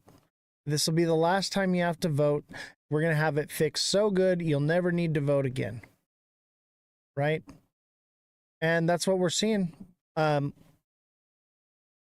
So if you know anything about times of war, if the country is at war, they don't have to have an election. There's more to it than that, though. In order for that to happen, the U.S. has to be in a state of national emergency. But also there is another thing that has to happen in order for we have to be in a state of national emergency in order to implement the National Guard across the country, which is what Donald Trump is trying to do right now. We have to have a national emergency in order to enact tariffs. We have to have a national emergency in order for unconstitutional edict, which are executive orders, to be lawful. Donald Trump has been in and out of court, and how do I say it? The tariffs are being fought in the Supreme Court, whether or not Donald Trump has the constitutional grounds to enact the tariffs. It is being fought in court right now at the Supreme Court level, whether or not Donald Trump has the right to bring in the National Guard into the states. Okay? And here's the thing is, the only way that, and I said this before on the live, the only way that he can have a legal standing in order to enact that is if we are in a state of emergency. So let me tell you this. whether the only collateral damage was Charlie Kirk being killed, if they can pin it on a patsy to create it that it was someone from the far left, that could be enough. But if they incite violence, incite a rhetoric that creates civil war or unrest where people are fighting against each other, then they can call a state of national emergency. Every single thing that Donald Trump has been trying to do, but has been being shut down by the courts because it's unconstitutional, is very correct. It is unconstitutional. But it becomes lawful if we are in a state of emergency. But you know what? Donald Trump pretty much ended all the wars. Pretty much, at least with the U.S., right? So we're not at war anymore. So there was a real fine line of where the Supreme Court could rule against Donald Trump and everything he's been trying to do. So they had to create a national emergency in order to continue making these executive orders. Without a state of national emergency, there is no executive orders, period. And that's why we've been in a perpetual state of national emergency, because it's a way that we no longer have a president. We have a king. The king writes down, "I decree that this shall happen." That's not the way this government works, okay? There is a separation of powers. The executive branch does not have the constitutional right to create law. That is up to the legislative branch, and it is up to the judicial branch to interpret that law. Okay? We have that for a reason, but we have made it so that the president, in a time of emergency, can make a law. It's not a law, ladies and gentlemen. An executive order is not a law. An executive order is unconstitutional edict that is imposed upon the American people in the time of national emergency. Okay? Donald Trump's whole, I must have tariffs, I must have the National Guard in the states, I must be able to make executive orders, is why this happened. This was orchestrated by the deep state. And here's the thing you have to understand is, even if it comes out that it's some transgender person that did this, which we don't know that, or some far left person, but we don't know that. Even if it comes out that that is what they tell us, that's the official narrative, and even if it is that type of person, you have to understand that the FBI, the CIA, they find people that are unwell, and they manipulate them, and they con them, and they force them into doing things that they would have never done without that help. They will give people bombs and guns and ammunition, and they will incite them and coerce them into doing things that they probably would have never done without them behind it. Okay? So no matter who comes out to be the shooter, you're never going to convince me that this wasn't orchestrated. And even if it wasn't, the rhetoric that they're pushing on social media, the way they allowed Charlie Kirk to be shown in brutal, gruesome, gory fashion on the internet for so long, the way they're inciting the left and the right against each other, is all for a purpose. What do you do When the people grab their pitchforks and their torches and they march on the castle, the king comes out and tells the people with the pitchforks that the people with the torches are trying to take away their pitchforks. It's a tale as old as time. I've told you this time and time again. They want us to fight each other. They want us bifurcated.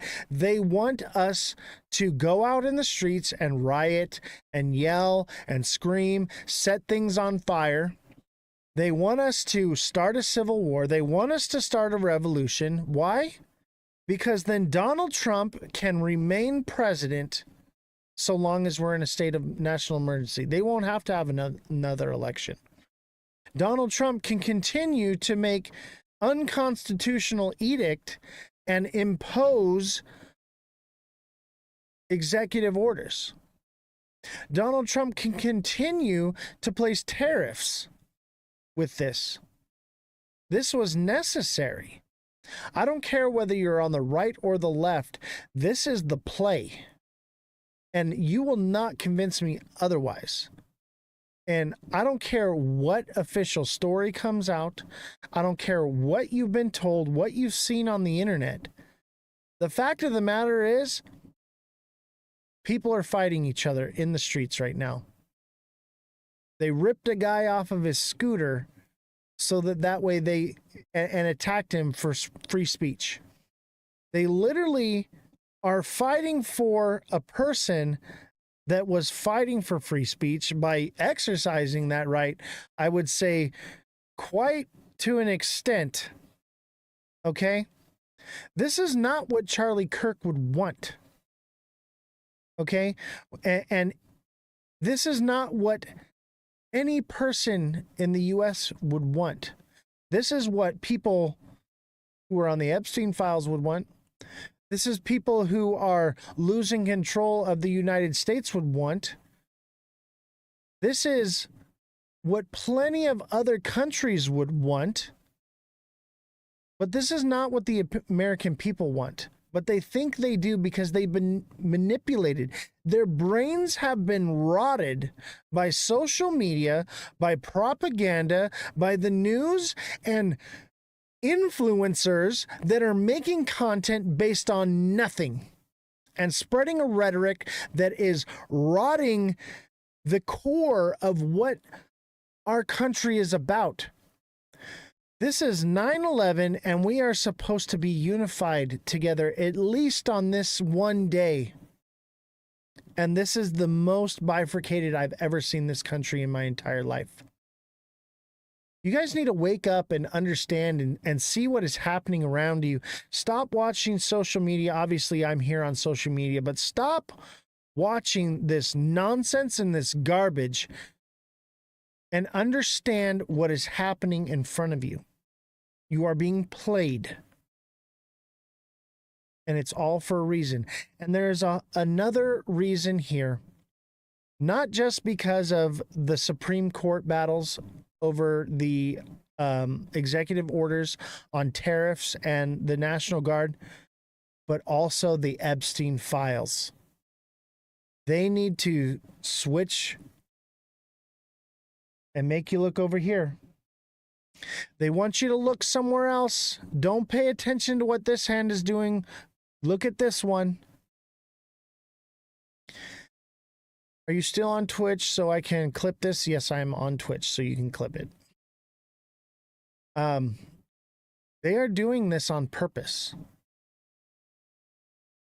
This is all for, a reason. Don't let it, whether you like the guy or not, don't let this young man's death tear this country apart. Spread this knowledge and understanding of what we are seeing to everyone that you know. This message needs to be gotten out, and people need to understand that this is not the time to be fighting right versus left. Okay, this is not the time to be fighting anyone. This is not about the right versus the left. This is about the American people versus the pedophiles, and the American people versus the tyrannical government that is being imposed upon them. This is the American people versus the ultra wealthy and elite that are abusing the system and using social media and everything against us. Wake up. You're being played. I'm going to leave it at that, guys. It's 9:41. I hope this reaches someone and maybe it simmers you down a little bit and helps you to focus your rage, your energy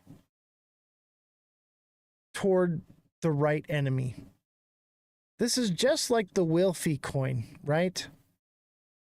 This is just like how World Liberty Financial is doing something, so they put out the Wilfie coin and everyone goes and buys the meme coin because they're fucking idiots. When really World Liberty Financial is traded on the stock market. This is no different politically than financially. They are doing it on all levels.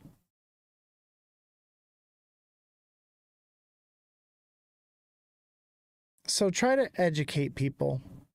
Try to reach out to people. Make a video. Clip this video, post it, and share it. TikTok seller will be clipping these videos and we will be posting them. When you see this content, like it, share it, comment on it, spam the comments, add it to your favorites, share it out, do every possible engagement that you can, because this is where you fight on the front lines of freedom, guys. And not just with these, and obviously this helps me by you engaging on my content, but every single one of my videos. The more you guys go into the search bar on TikTok and search Ozthecryptogoat, don't just look for me in my messages, go into the search bar and search Ozthecryptogoat.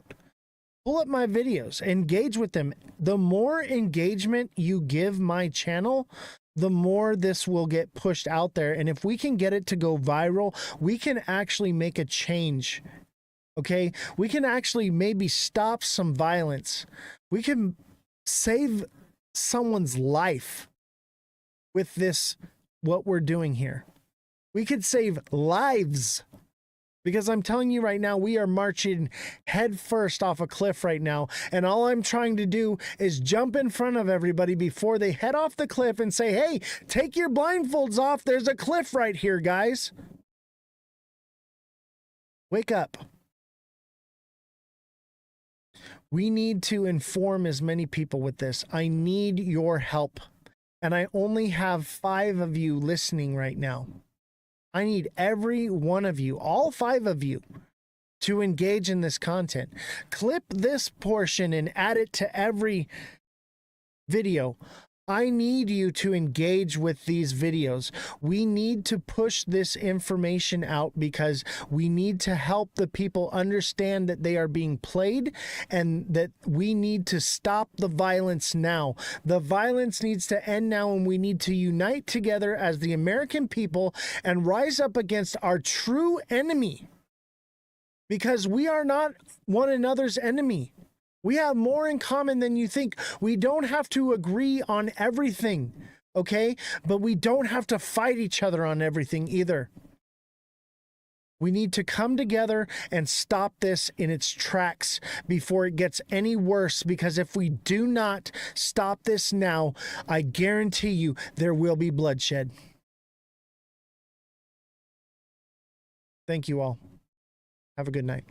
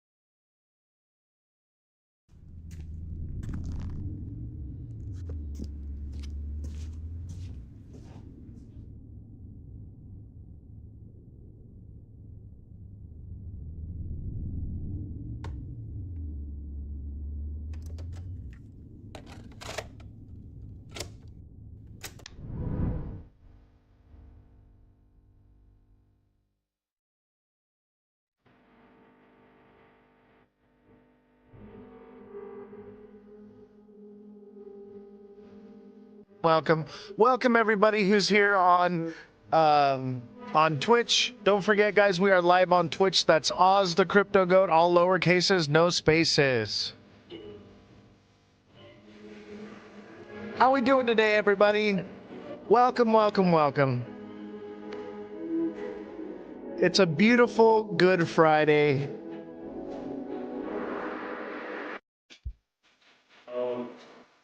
Yeah, sure. What's the input you're looking for? What can I help you with?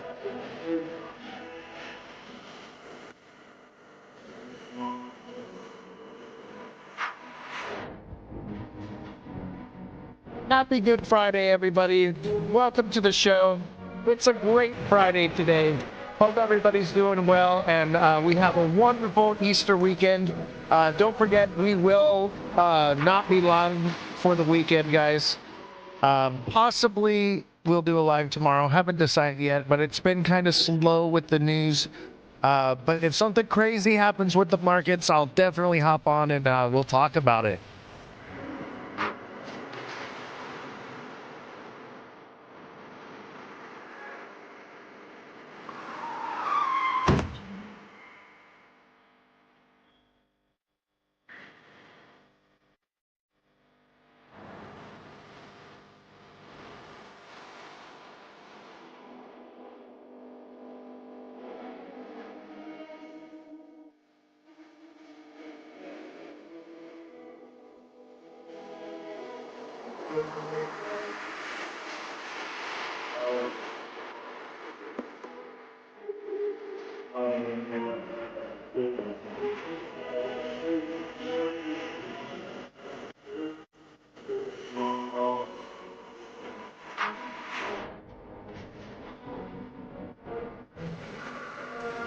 Service Tech, what's your question?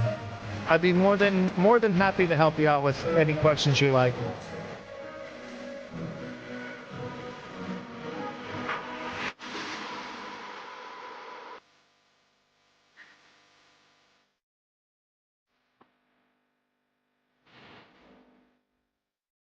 With Uphold, you say? That's a good question. I don't use that service. So it could be a scam. You may have sent the funds to the wrong place, and that's why you guys want to become deluxe subscribers on TikTok. And I can help coach you with those things. I'll never ask you for your key phrases or anything like that. I don't want your money. I have my own. But if you do want to give to the show, you can send that to the Cash App or to the Venmo. That's Ozzy, OZZY 122-33-504. Or you can just send a couple of Let 'em Cooks on TikTok. But Service Tech, if you become a deluxe subscriber on TikTok, I can help coach you with that. But it sounds like you may have been scammed. And guys, this is a perfect opportunity to cover why you guys want to use Arculus wallets and why you want to have coaching when you set these things up, because the scams are in full effect right now, guys. The markets are tanking, and because of that, people are running scams to cover their losses. There has been a lot of news that's been happening lately where people's wallets have been accessed. If you think this is a large bullish pattern, it's actually a large bearish pattern. But it could bounce out on the way up. This is a descending channel. However, it's also a descending wedge because the $2 line is flat right here. They didn't take any money though. Well, that's good. Yeah, there's multiple trends showing. It was a Head and Shoulders. It's more of a diamond top, but I use the Spooky Ghost because it was a Head and Shoulders before. However, it makes for great clickbait, and it's fun and silly to look at. It's remember, this is entertainment, guys. But I don't put the descending wedge, which is what it actually is, because it can be deceiving. People think that it is a bull flag. So I don't want people to be misled. So I put the spooky ghost instead, because we are in the crown. Exactly. We are in a like a diamond top descending wedge pattern. But I don't put the descending wedge because, it's like a descending triangle, descending wedge. I don't put that up because people mistake it for a bull flag, and I don't want people to be misled. And the ghost is cool. It's fun. It's something to talk about. It's a little clickbaity, but that's part of the fun, is to get you talking and asking questions and engaging. That's how we grow and we come to understanding in this, is by everyone putting in their input, and we coming together as a community to help each other out. But don't forget, guys, smash that like button, subscribe to the channel, share the show with your friends. Today's a bit of a slow news day. It's Good Friday, so the news is meh. There's a couple things to go over. There's been some scams that we covered yesterday. That's kind of the big news, and things are going down because of it, but it doesn't seem to be too crazy of a drop. And let's get into the show. And don't forget, guys, if you are looking for coaching on your wallets or things like that, information, you can ask in the show, and I can give you somewhat of insight. But if you want to deeper dive into things and get some coaching, don't forget to join on to TikTok and become a subscriber there. As a deluxe subscriber, you can message me directly, and I can help coach you with your day trading or long-term trading, setting up your wallets. You can ask me, and I can help you from potentially harmful scams, things like that. If you're an expert in this, it's probably not for you. But if you're new to it, or you just feel like you need some help, or you've been making some bad trades, it's probably the place you want to be at. Everyone that has been a deluxe subscriber, my daily price points have been on point every single day. We pretty much call the market where it's going. And the way we're able to do that is by using the news to gauge which direction it's going to move. And then we know where it's going to hit because of the price points. Yeah, the ads on Twitch are annoying, and you can subscribe on Twitch to make those ads go away. Or you can stay on TikTok and become a subscriber as well. But your support, guys, is what helps support the show. Yes, this does look like an inverted cup and handle, but I believe that inverted cup and handle is already played out. And now what we're in, we had a head and shoulders, and now we're into an inverted head and shoulders. So there is a possibility for upward movement. However, this descending channel is very strong, and more than likely we're going to break to the downside than the upside, but we'll probably consolidate down along this edge right here. But yes, this is the cup. This is the handle. We had the push up, the pull back, and then possibly another drop down to even lower levels. However, I'm pretty confident that this inverted cup and handle's already played out. What's up, TikTok seller?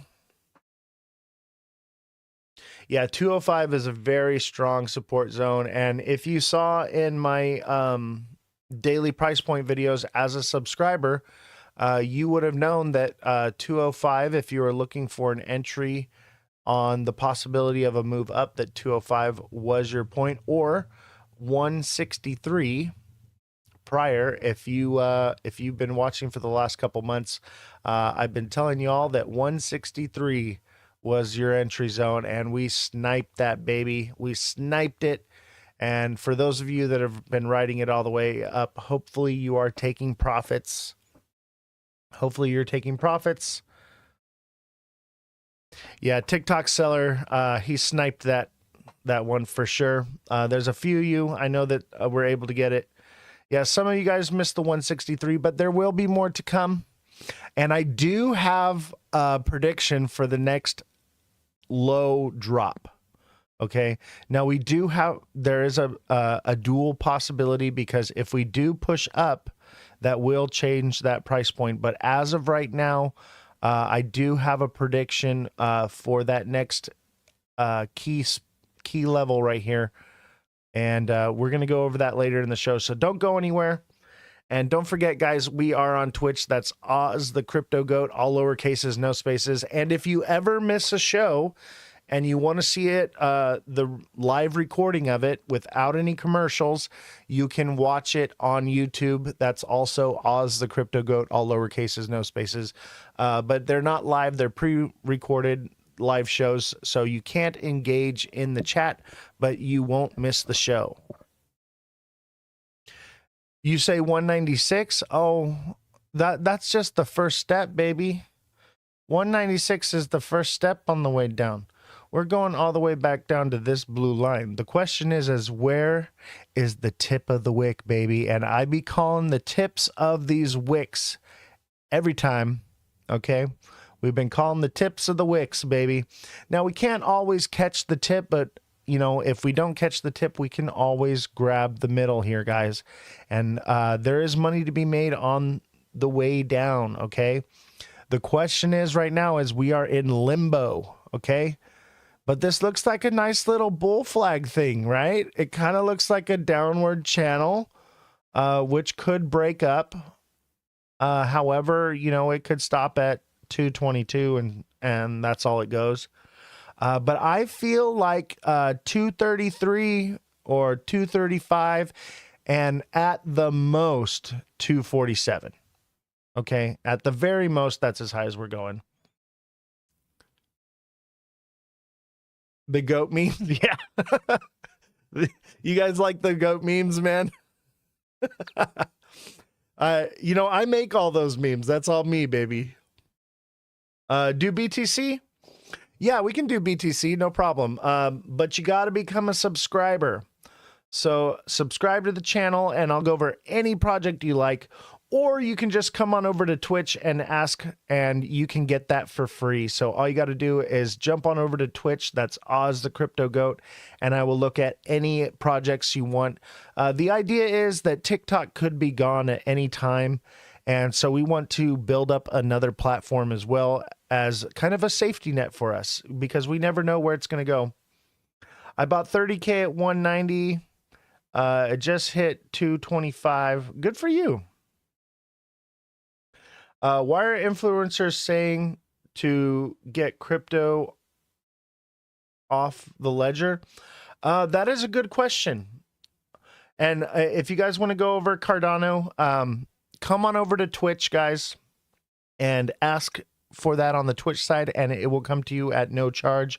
Or become a subscriber on TikTok, and I'd be more than willing to do that. But if you're looking to have those questions answered for free, all you got to do is come over to Twitch and ask. So the reason why you want to keep things off the ledger is because of scams, okay? Scams, people can access your funds on the exchange, and they can also access your funds in your wallet. That's why you want to have two Arculus wallets, guys.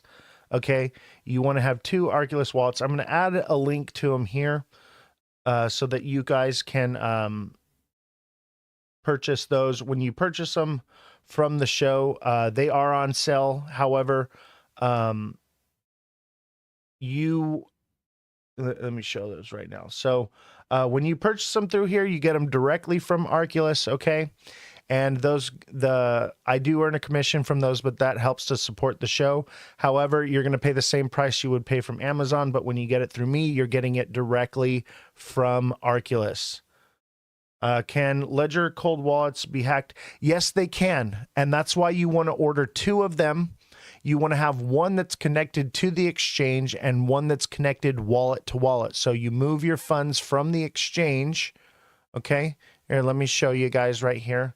So if this is the exchange, right? And this is your wallet. right? And this is someone else's wallet. They can take your funds from your wallet because your wallet's information is saved to the exchange, and they can send your funds from your wallet to theirs. So what you do is you get the two Arculus wallets, and you have your wallet here that's connected to the exchange, and then you have your wallet to wallet transfer. And this is going to be like your checking and savings account, guys. So this would be your checking wallet, and this would be your savings wallet. And when you transfer from the exchange to this wallet, and then you transfer wallet to wallet, it severs any connection with your funds to the exchange or to any other wallets.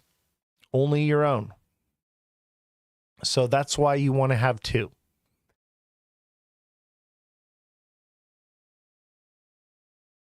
Move from the Ledger Live to Flex. I prefer the Arculus wallet. So I've had the Ledger wallet. I've had a few different ones. I've had Zaman. And let me tell you right now, out of all the wallets I've had, the Arculus is the way to go. Okay.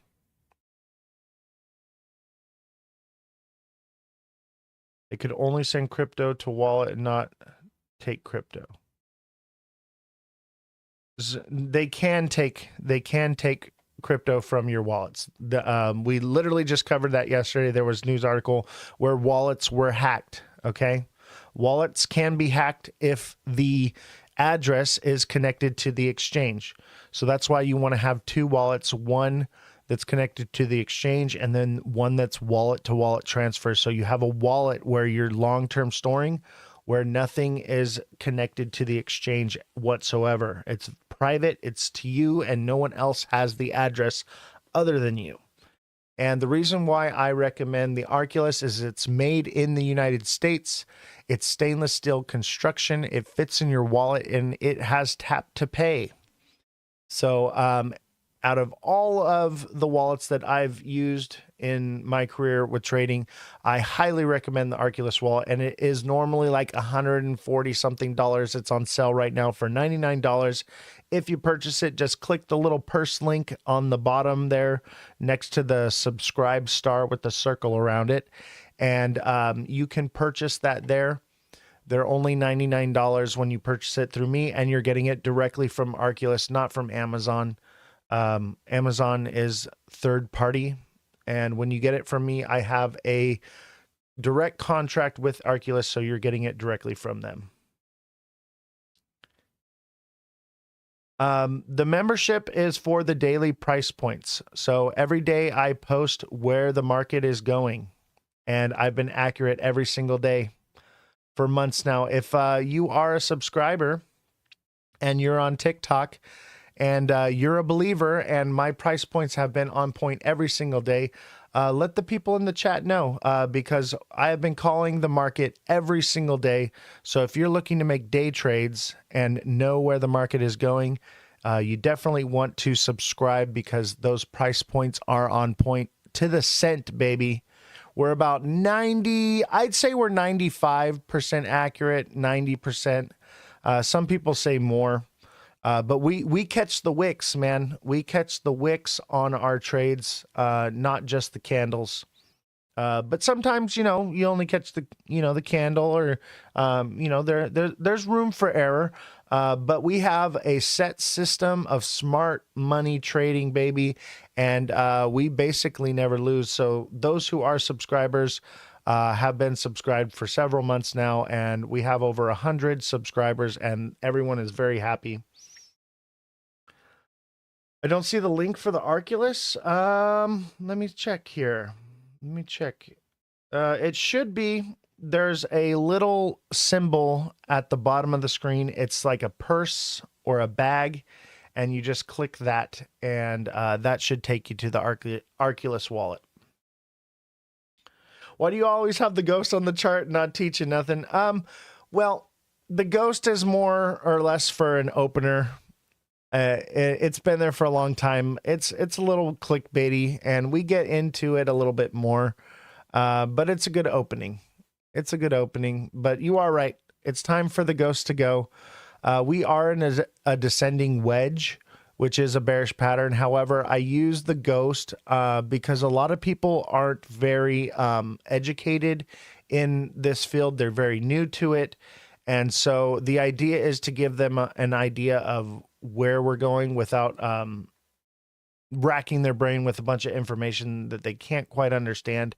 And a lot of people see the descending wedge and think it's a bull flag and make trades based on that. And I don't want to mislead people. The idea is to help as many people as possible. So the ghost is there for that reason. Where do you see XRP the next few days? That is a great question. That is a very good question. Either we could be down to like 196-ish, or we could be up to about 230, 235-ish. We have to wait for a breakout. We're in consolidation. When we're in consolidation, I can't tell you. It's indecision. But once we break out, I can tell you exactly where we're going and where we'll stop. And the volatility, you know, is easy to predict. It's the consolidation. So once we're in consolidation, we have to watch for the patterns. We have to watch for, you know, a break one direction or another. But I'll tell you what, from what I can see here, let's zoom in here a little bit. And on the 1 day here, I see a bit of like a bull flag descending channel right here, which lines up with an inverted head and shoulders right here.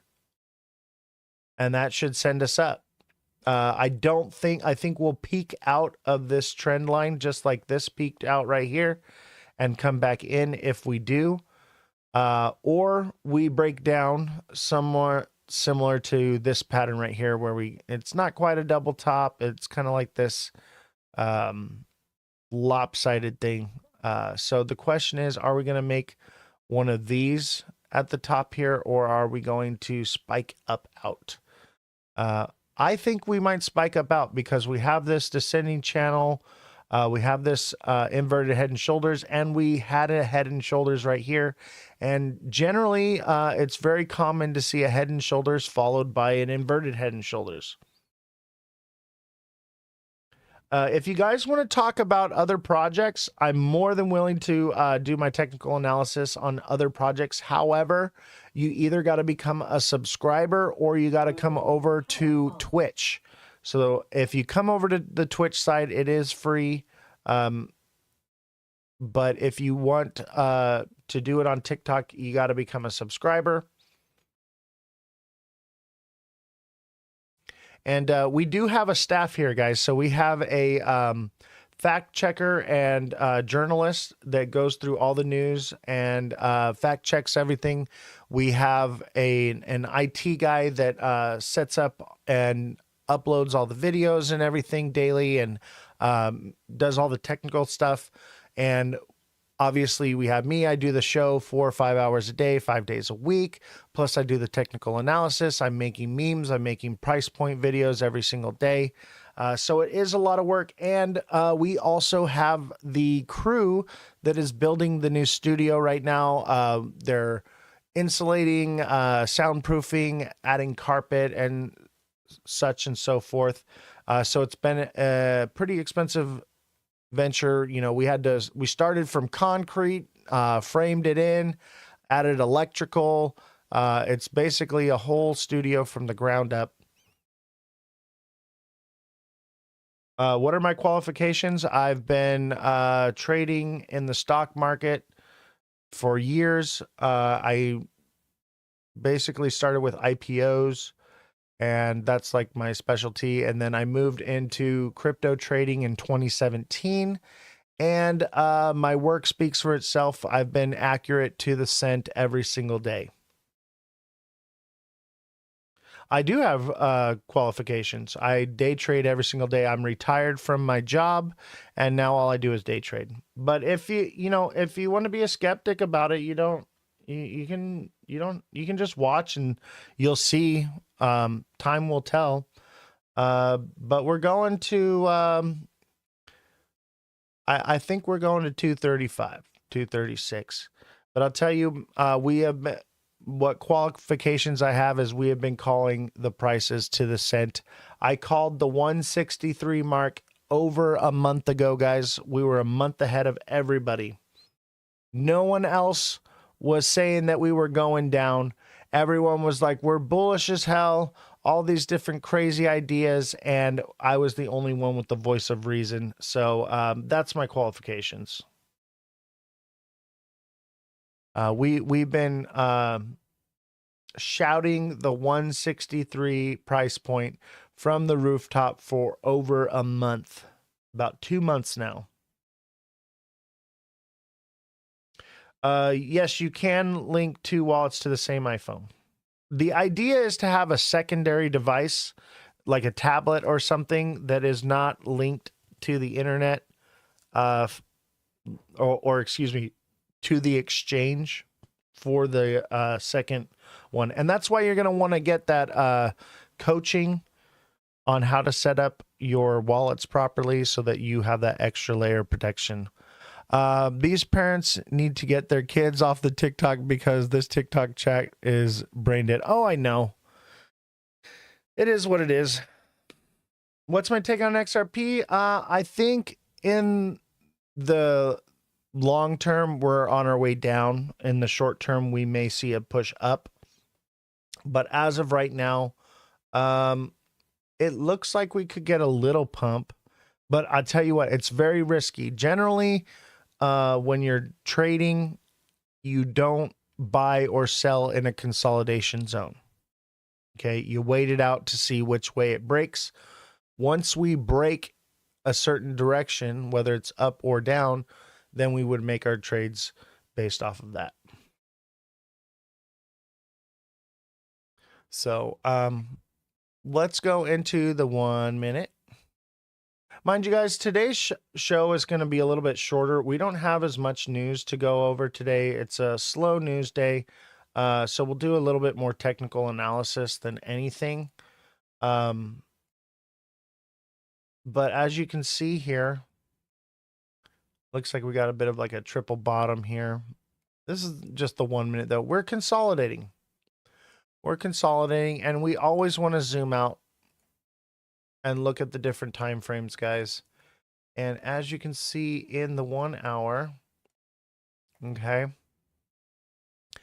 this looked like a an inverted head and shoulders right here.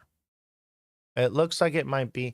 It could have just been a double bottom, and then this is a head and shoulders right here. Now, I did call this diamond top right here, and there was a lot of people FOMOing to buy right here, and I told you, wait a second, we have a diamond top, and we should move down to about $2, $2.02, and that's exactly where we hit. Yes, this is XRP. So now we're just kind of in this what looks like maybe it's a descending channel, basically descending wedge-ish kind of thing. Maybe it's more of a descending channel than anything. Let's see here, but it looks like a bull flag to me, guys. That looks like a freaking bull flag. And that's why I think that we'll see this inverted head and shoulders play out and send us up to this resistance zone at about 230 to, I think like 233, 230 to 235, somewhere in there.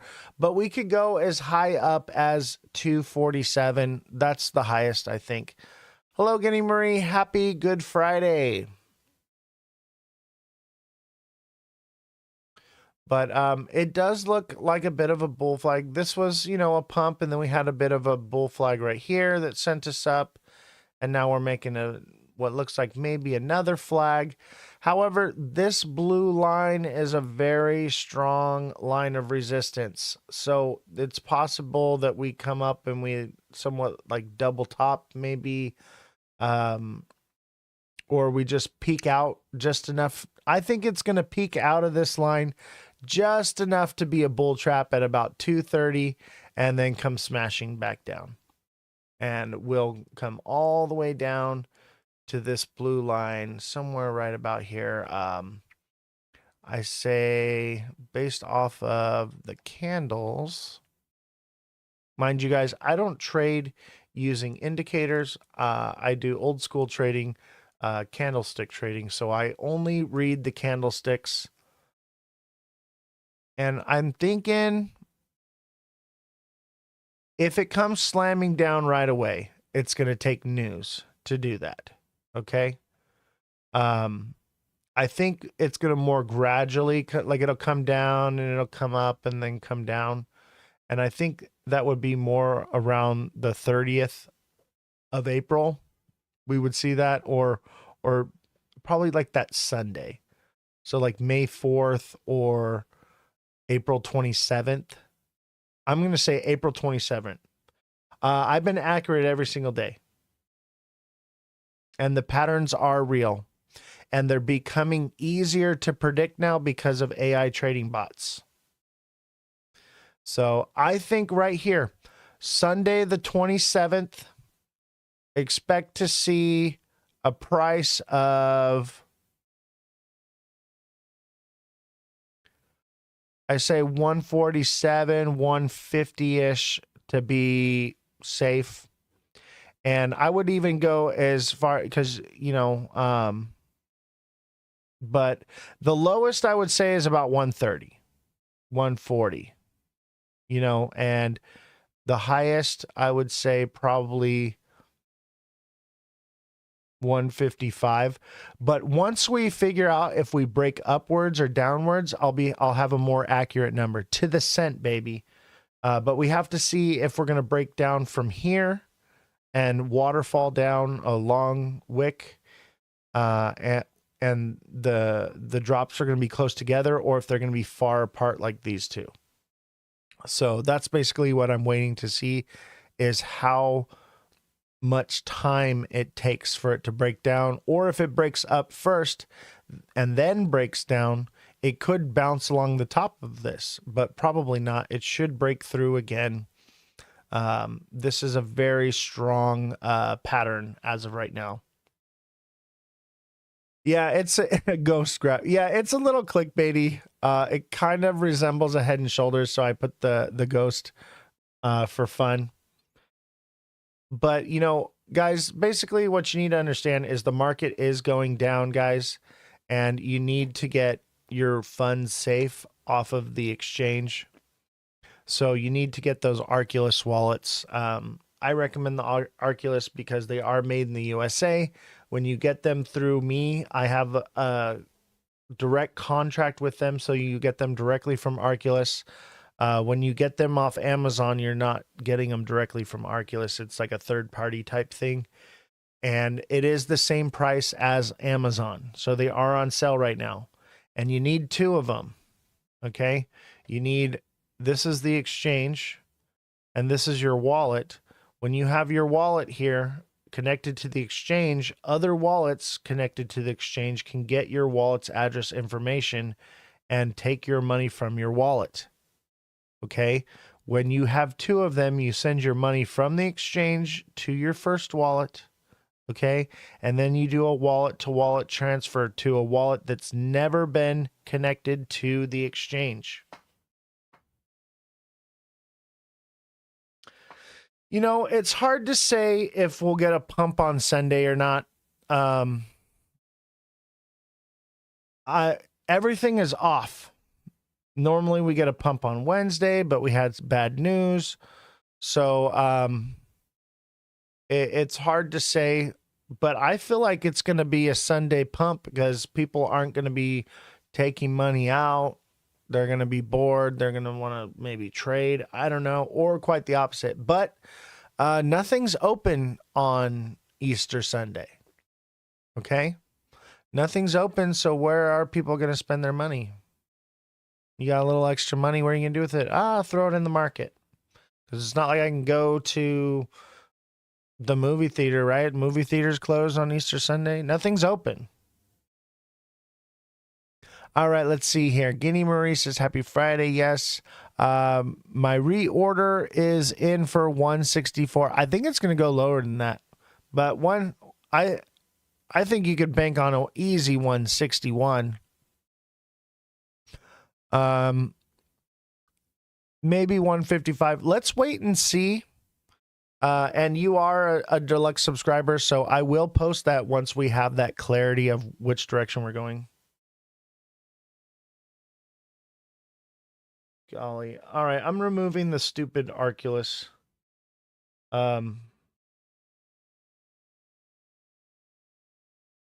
Because people are flagging me like I'm not selling it when I'm literally talking about it or it's not relevant. So we're not gonna do that anymore. I'm literally trying to not be in trouble anymore with TikTok.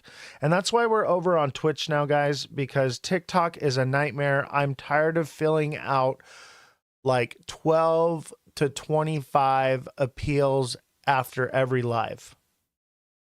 It's literally somewhere between 10, more than 10 every live, and sometimes double that appeals on TikTok every live.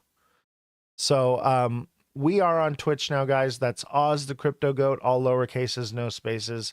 So if you want to come on over here, there's no guarantee that TikTok will be around tomorrow. So if you don't want to miss out on this information, you do want to come over to Twitch. Skyco13 says you're the GOAT. Yes. Let's see here. What's buy-in target for this 230 outlook? Get in now at 206. I come in later.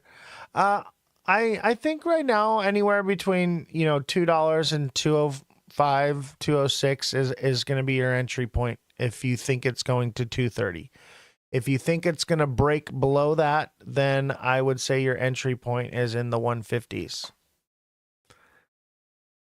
I would say wait and see still. You generally don't want to make a trade in a consolidation zone. However, it does look bullish, and it might be bullish just enough to be a bull trap. Okay, just enough. And I think there is money to be made in bull traps, but you have to be careful. Nick Beamer, thank you for subscribing. Appreciate you. Welcome to the team.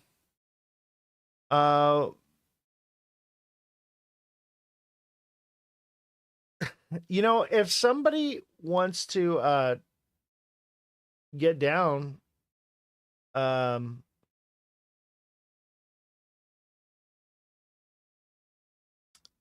Vasily, do you want to come on the show and talk?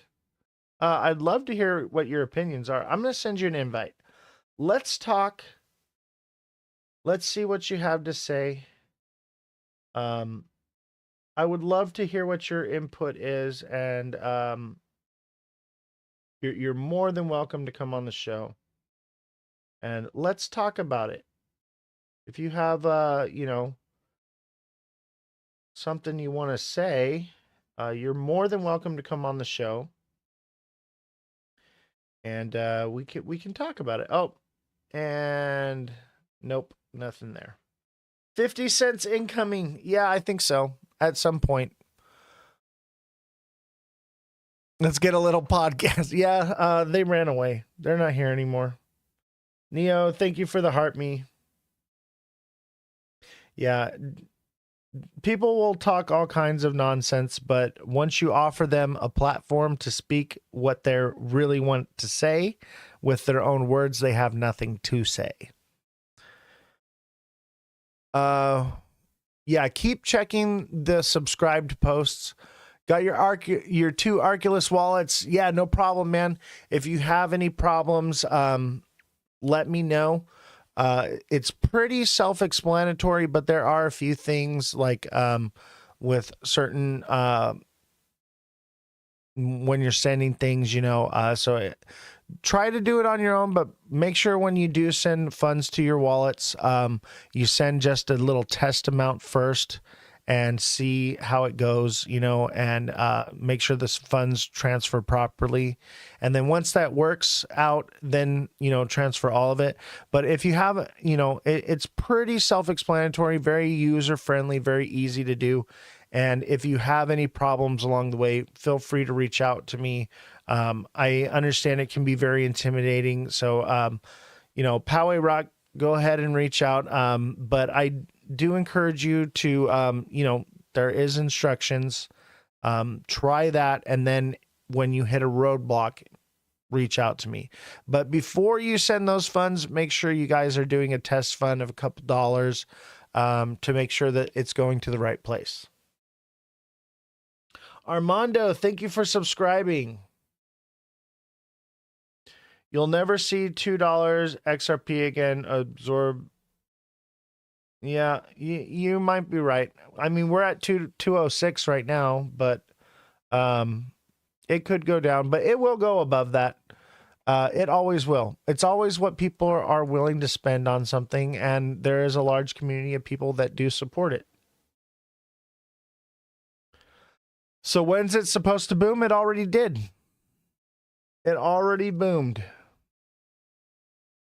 That's the point of this whole show, is to let you guys know we pump on speculation, we dump on the news. You buy the rumor, you sell the news. We got the rumor, okay? Donald Trump got into office. The rumor was that Donald Trump was going to go easy on XRP and change all these things, get rid of Gary Gensler and all the stuff, right? And then it pumped up, and then it kind of fizzled down, and then Trump got inaugurated and pumped up again, and that was it. We've had nothing but tariff drops. And the tariff nonsense is not over. People were buying at $3. I know, right? That's what's crazy, is people were buying at $3. And there was a possibility. Okay, I'll give it to those that bought at $3. It was forming another bull flag. However, it didn't pump because as soon as Trump got into office and we were about to have the next break up to $4 or $5, tariffs. So $3 should have been a buy point, okay? Let me tell you right now. People were misled. People thought something different was going to happen with the Trump administration, and that just wasn't the case. Neo, thank you for the 5 Let 'em Cooks. Thank you very much. Neo is the #1 gifter badge. And Gibson Studios, thank you for subscribing. Smash that like button, guys. Subscribe to the channel. Share the show with your friends. Send in those gifts. And if you want to donate to the show, you can send to the Cash App or Venmo. That's OZZY 122 504. Gibson Studios says you rock, bro. Thank you, man. I am the Crypto Goat. And that is not self-dubbed. That has been the consensus of my followers. Everyone has said that I am the GOAT. So I will accept it willingly as the GOAT. Something is happening, but big government? Oh, you best believe that. You best believe that something is happening. They want you to live in a pod and eat the bugs, baby. I'm going to try to snipe the next drop. I'm not betting on it's going up here. I hope I get it right. Even if it does go up, okay, there's still opportunity, okay? And if it does go up, it's probably going to pull right back into where it's at right now and then drop to that low zone. And if it does break out and it does go past like the 250 zone and continue onward from there, expect to see $4 or $5. So don't fret over a few cents, okay? But you want to make smart trades. You can't always catch the tip, okay? I know we do a lot of times we catch those wicks, but you can't always catch them. But we can sometimes. But if you do miss it, you can always catch the middle, guys. You don't always have to catch the very tip and the very top. When you're trying to do that every time, you'll get burned. Okay? I'm guessing $4-ish by the end of Q3. No, I don't think so. I think we're going to dump down to the $1 range, and we may get a pump up to like $2.80, maybe $3. I don't think it's going over $3 again. I just don't see it. We've already pumped hard, guys. A lot of people have lost money. A lot of people have lost faith. I just don't see it. And it would emulate the previous cycle right here. Okay, what is this? This is April. This is May, June, July, August. Okay, in August we got a pump, and it only went back up 50% of the way. I think that we're at somewhere right here, guys, and we're about to drop hard and hit that bottom, and then we'll want to get back in, and we'll ride it up one more time, and then it's downhill from there. But I don't think we'll see $4 this year. Maybe, okay, if we kangaroo jump, okay, there's a pattern. It's called a kangaroo jump. And if that's what we're seeing right now, yes, we could. But that would basically take the end of tariffs as we know it.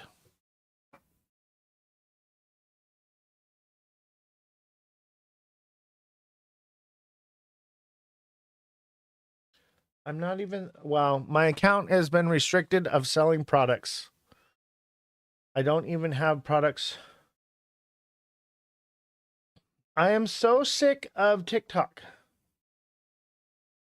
Come on over to Twitch, guys. We're not doing this. 11 violations.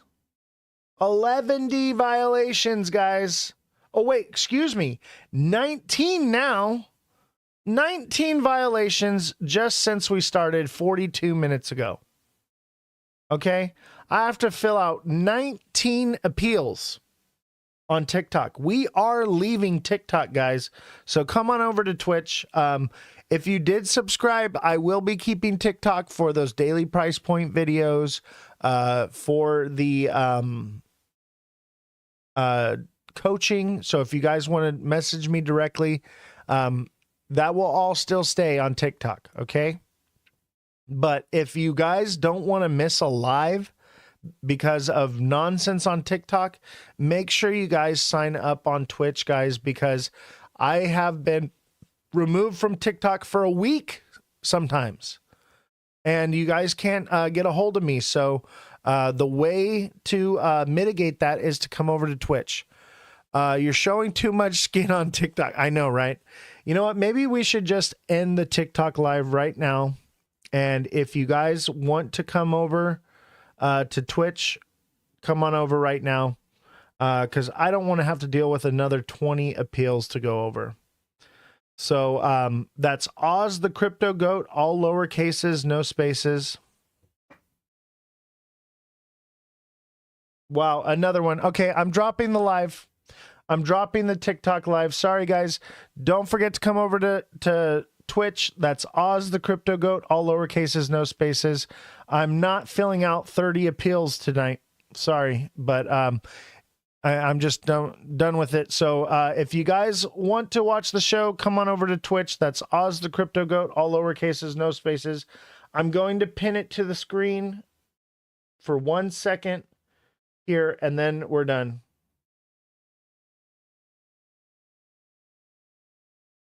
So click on that, or well, you can't click on it, but go to Twitch, and that's Ozthecryptogoat, all lower cases, no spaces, and you can continue watching the show. Otherwise, you're gonna miss out, guys, because I'm not doing it anymore. I'm done. I might start a new live later, but this is ridiculous.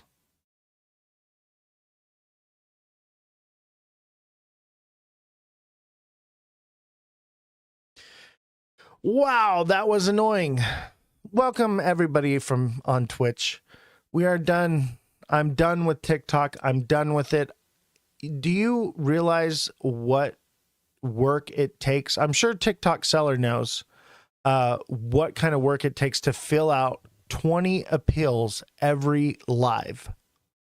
Every single live, 20 appeals. Yeah, it's crazy nonsense. And they want you to post like digital proof that you're doing something that you're supposed to. And they're saying that what I'm talking about is not on topic. I don't even have the wallets displayed in the thing. I removed it and they're still sending them to me. Exactly. People are interested in the wallets because I'm talking about crypto, but I'm not going to talk about the wallet the entire freaking time. It's ridiculous. It's ridiculous. And even when I do it the entire freaking time, people still flag me because they're haters or whatever. So I'm just not doing it anymore. And look we shut off TikTok and now we have 12 people watching. Thank you guys for getting off of the TikTok addiction because it is crazy. My God. I just can't continue. Like, they want me to sell their products. They're literally getting 50% of every dime that I make. And they're like shutting it down when I'm literally selling the products. People are literally clicking on it, shows that they're clicking on it, shows that they're buying it, and they're still sending me nonsense. I literally can sell products without even talking about them. That's how good I am. And they're going to lose a good creator. They're going to lose a good creator over this. They need to get their shit together. Get it all in a bag. Just get it together. And if they got to take it down to the shit store and sell it, go down and sell it. You got to take it to the shit museum, put it in the shit museum, but get your shit together, TikTok. Get your shit together, okay? What's going on, everybody? I hope you're all having a wonderful, wonderful day. I am not stoked about what I have to do now after the live. So, we went over price points pretty much. We're still in the same boat. I do think it's bullish, partially, like slightly. And I think it's going to be bullish just enough to get people to FOMO in, and then they're going to crash it right back down. Okay. I think there's plenty of money to be made doing that. Okay. So, buckle up. I think we got a little bull flag right here. Look at this thing. That's a freaking bull flag if I ever saw one. Okay. That's a bull flag. That's an inverted head and shoulders. Okay. I think they're going to let it pump just like how this one pumped out. And I mean, this was crazy, amazing news that pumped this all the way from down here up to here. Okay. Crazy, amazing news did this. But I think we'll pop out of the line just the same amount as this one did. Let's see what that is. Let's see here.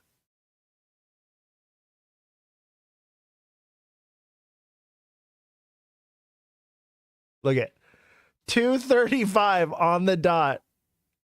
Right there, baby. And I didn't even use that to get that number. What I did was I looked at the candles over here at the resistance. Look at all this resistance right here. See where all these candles line up? That's where it's going to stop. 234, 233, baby. Or just under it at 229, 230. That's where it's going to be. But look it's going to pop out just as much as this one did, baby. Right there. And that's that inverted head and shoulders. Just enough to bull trap to freaking FOMO the hell out of everybody. The same people who jumped in during this time jumped in up here. They're all going to jump in and then that's what's going to happen. I just feel it in my bones. Like I'm ready to get into the market. That's how confident I feel. I'm not in it yet, but I'm starting to get pretty confident. All right. The only problem is news. Okay. Only problem is news. I'm basically waiting for Monday. I think because we'll probably start to move up a little bit, but I want to see us get closer to this line again before I feel like we're going to break out. Because it could this could be a bull flag, and literally as high as it goes is like 223, and then that's it. You know? So just keep an eye on it. I'm tempted though.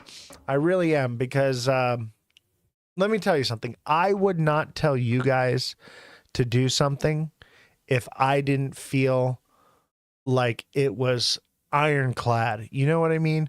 Like, this is your guys' money. Like, with me, whatever, I could lose a little bit of money. I don't care. But like, the whole show is riding on everything that I say, you know? So I have to be really on point. So before I even say anything to you guys or post anything, I have to know. I have to know that it's going to do that. You know what I mean? There can't be any room for error. And obviously I'm not perfect. So there is that little bit of room for error, but I am really starting to feel like, it could be, you know, let's see here.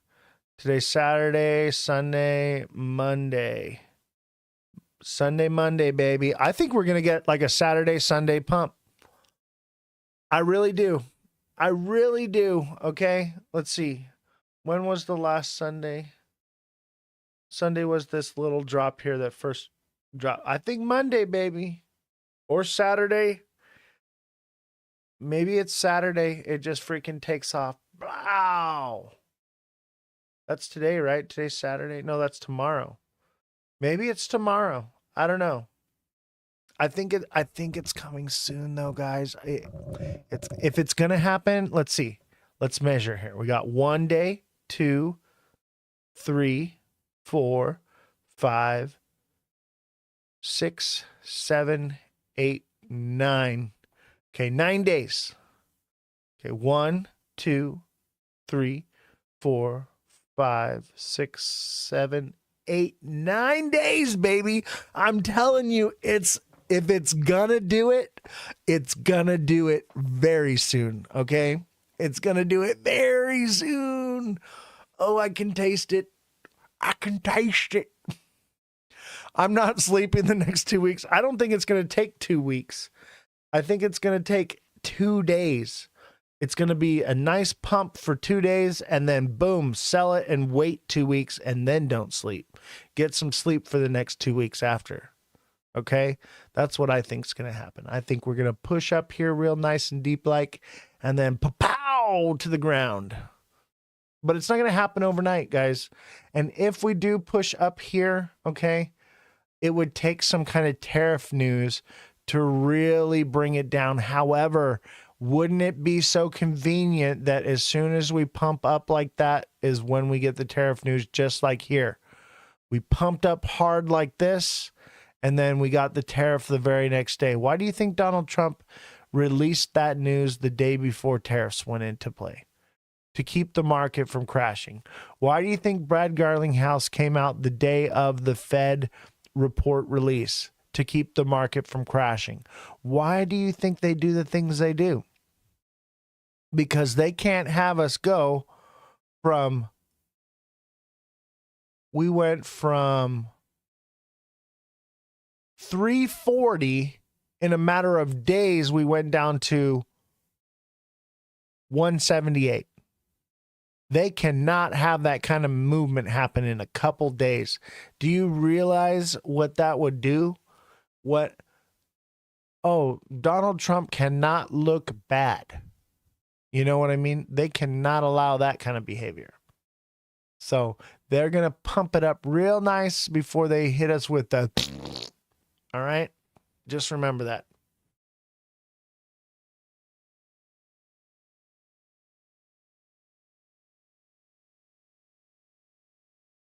So let's see here. TikTok is stupid. We hate TikTok now. I am so mad at TikTok. I can't believe it because I was actually doing well. I was doing well on their platform, and the nonsense, I just, it's not worth it. All right, let's read some news. XRP price recovery shows promise, but faces critical resistance ahead. Okay. On April 15th, Ripple announced the integration of its RLUSD stablecoin into Ripple Payments platform, aiming to raise the bar for institutional-grade stablecoin transactions. Despite the rollout, the news did not spark an immediate rally in XRP's price. Still, XRP continues to trade within a bullish wedge pattern that's been in place since the start of the year. That is not true. The bullish wedge pattern is actually a bearish wedge pattern. It can be perceived as a bullish wedge. However, it's a flat bottom at $2. Would you all agree with me that $2 is like the strongest resistance zone ever? Would you agree that $2 is a flat freaking line? I would say so. It does not like to move past $2. So that would mean that the chart does not emulate a wedge at all of that. It would state that the bottom of this pattern is flat. That this starts here at $2 and comes straight across at $2. Right there, baby. That is not bullish. That is bearish. Now, what they want to say is that it starts here and comes down here like this. This is what they're saying. That is not the case. Okay? That line is $2, baby. It is dead on. And we all know it. For those of us that aren't drinking the Kool-Aid, we know that it's a flat bottom at $2. But anybody could try to argue, oh, no. It's a downward. They're trying to say that it's this channel right here comes all the way back to here. But it doesn't. It's right here. I see an 8i prediction basically saying 72 cents to $23 back to 53 cents. Oh my God. Yeah. And that's because AI is just taking news articles and putting them together. I would not trust AI. If you want to get a good technical analysis from AI, you can use ChatGPT. But what you're going to do is you're going to take a picture of the chart and say, ChatGPT, give me a technical analysis for this time frame based off of this picture, and submit the picture, and it will give you a good technical analysis. It won't be as accurate as like what I tell you, but it'll be pretty close. It'll tell you where that resistance is. It'll help you read, those indicators. But I stopped using the indicators. I stopped using all that stuff because I've always traded with the candles. And then when I started doing the show, I was like, oh, maybe I need to like step up my game a little bit for like some showmanship and like show that I know what I'm doing because of these indicators and blah, blah, blah. And I started to realize I was getting less accurate because I was using the indicators. So I decided to cut them out and do the show my way, my style, and be me. Ripple has been manipulating the $2 price. I agree. But people don't want to admit that it's a $2 bottom on the pattern. And it clearly is. Everybody knows that it dances at $2. $2 is a freaking magnet for the price. So if you think that the lines on that pattern don't fall at $2, you're drinking the Kool-Aid. Let's see here. With price now testing upper resistance trend line, all eyes are on whether XRP can break out and push past its cycle high.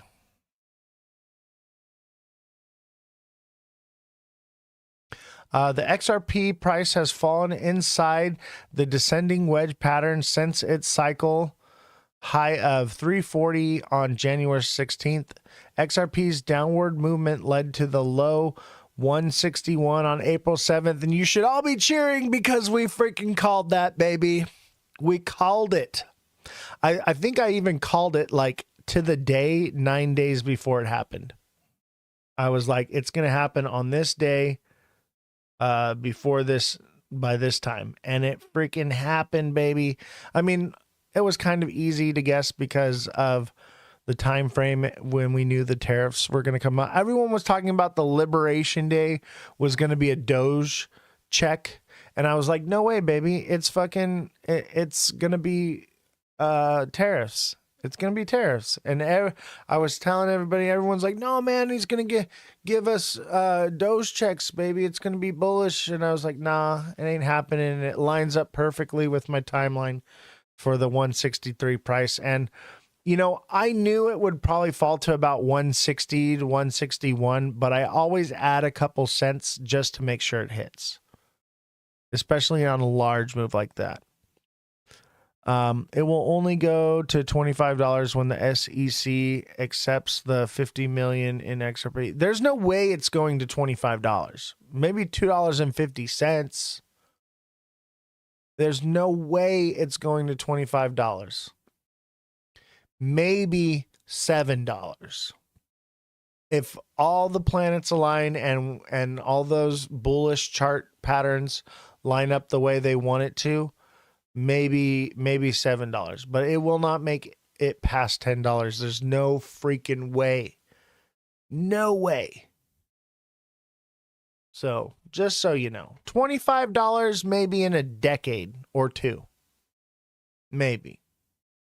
Just being honest with you. In my opinion, I could be wrong, you know, but let's just be happy with a couple bucks, guys. If we see $5, y'all should be cheering because that is probably the highest it could ever go in the next several years. It's just not possible to go higher than $10. I just do not see it. The psychological price, like $2, is the same at $5. It just won't move past it. It'll be a freaking magnet at $5. And then what'll happen is if it does reach $5, it'll never drop below $2 ever again. That'll be it. And that's what everyone's saying. Oh, it'll never drop below $2. That's what they mean, is that if it goes to $5, it's never going below $2 again. That is a high possibility. And if it does drop below $2, it'll drop to like $150 and then come right back up.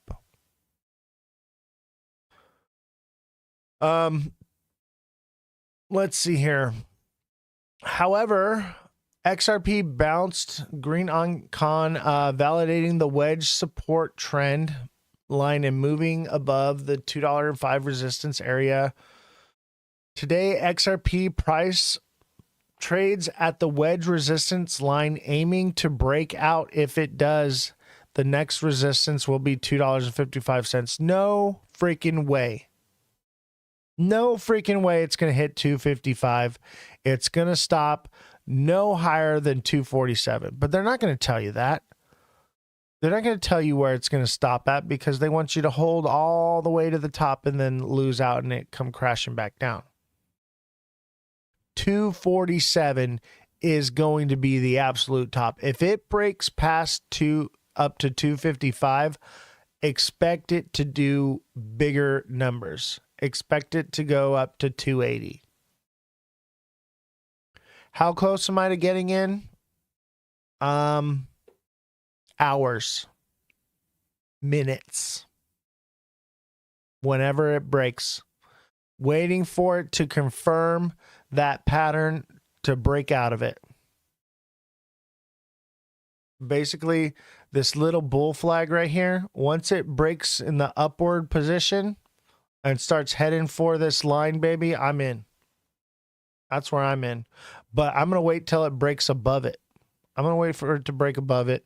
I'll catch it at what is that at? It lagged where you were considering jumping in. No way. I don't think it could take a long time. I think it could take hours or days.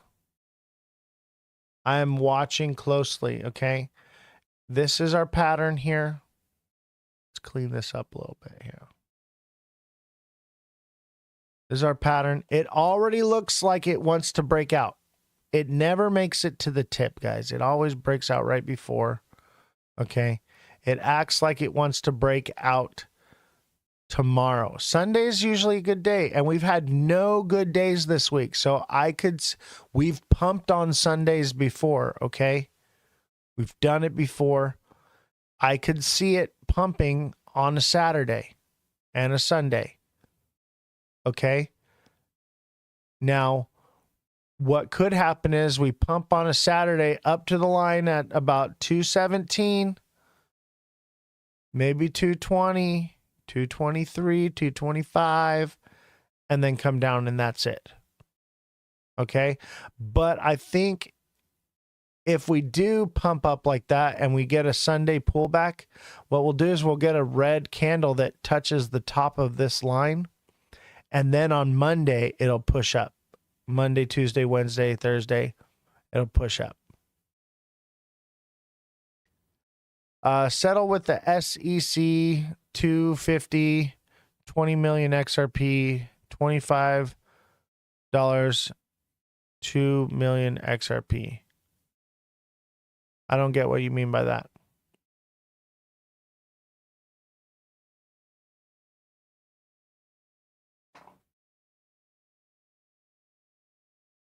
I don't think settling with the SEC is going to fix anything. Okay? The only way it's going, if they settle an XRP, it's only a $50 million fine. And they're not, first of all, they're not going to pay an XRP. They're not going to do that. Not going to happen. What they're going to do is they're going to dump a bunch of XRP and sell it to pay their fine. That whole speculation of them paying an XRP, I don't see it happening. There's no legislation, really. There is a case in the past where basically I think it was like a Apple farm or something paid a fine in shares in something like that. We covered it one day in the news before. It's happened once before, but it doesn't actually cover in the financial sector of what we're dealing with. I don't think they're going to put it into the reserve. I don't think that that's going to happen. It could. They may negotiate it. It could be part of the negotiation that that's what they're going to do. But there is no indication from Ripple or the SEC that that's what they're trying to do.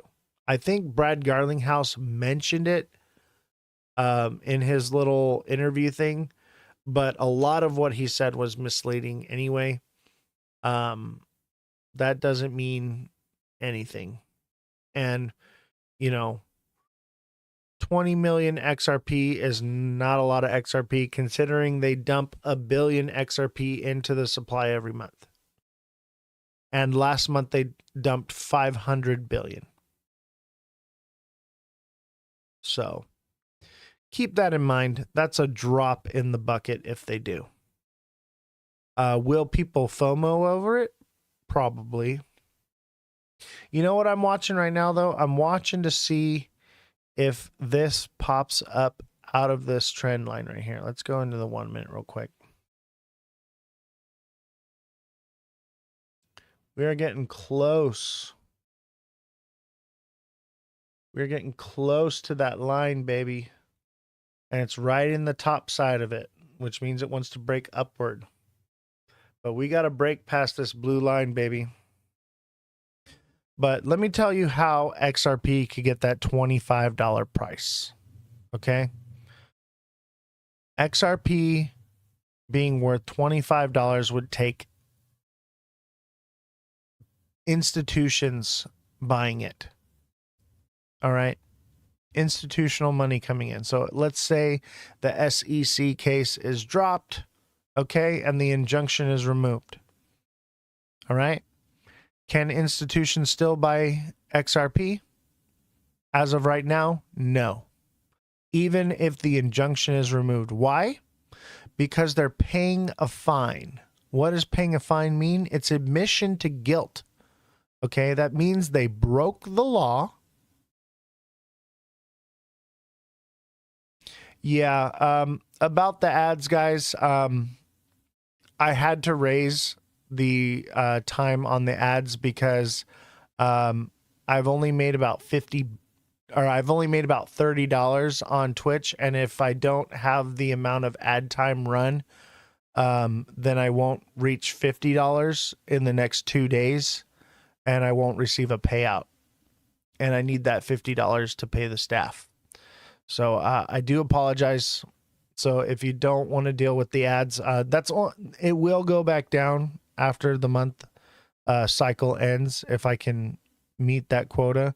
I tried to keep the ads as low as possible, but I have to meet a certain quota on Twitch.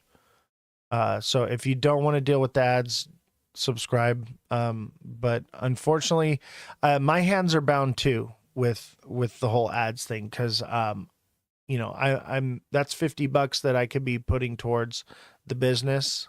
And I mean, $50 is $50, so I'm trying to make sure that I'm earning that revenue, and it's not just going to Twitch and I get nothing.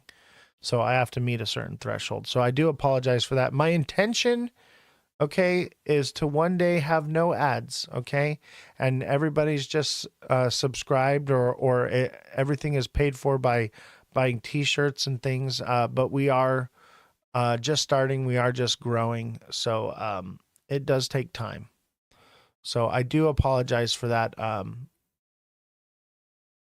It's temporary. Probably only a couple more days of the longer ads. Just so that I can meet that threshold. Because I haven't received any. First of all, TikTok, I'm basically receiving nothing. I'll go live for hours and I'll make like 20 cents, 30 cents. On Twitch, I'm earning nothing. I've stacked up about $30, but I have to meet a minimum of $50 to get anything. And we made some donations.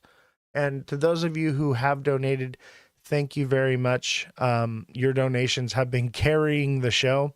But over the last week, we haven't really received any donations this week at all.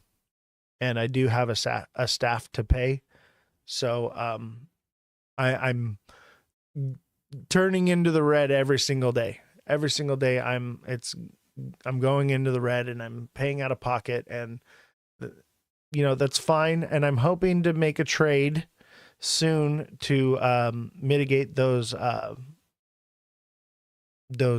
financial needs for the show. But it hasn't been available. It hasn't been available, and I didn't catch the 163 because I thought we were going to go much lower because of the tariff thing, but then they fake newsed us. So that's why I'm accounting for Moon Cheese now. I'm trying to take into account Moon Cheese because we should have dropped way lower than 163.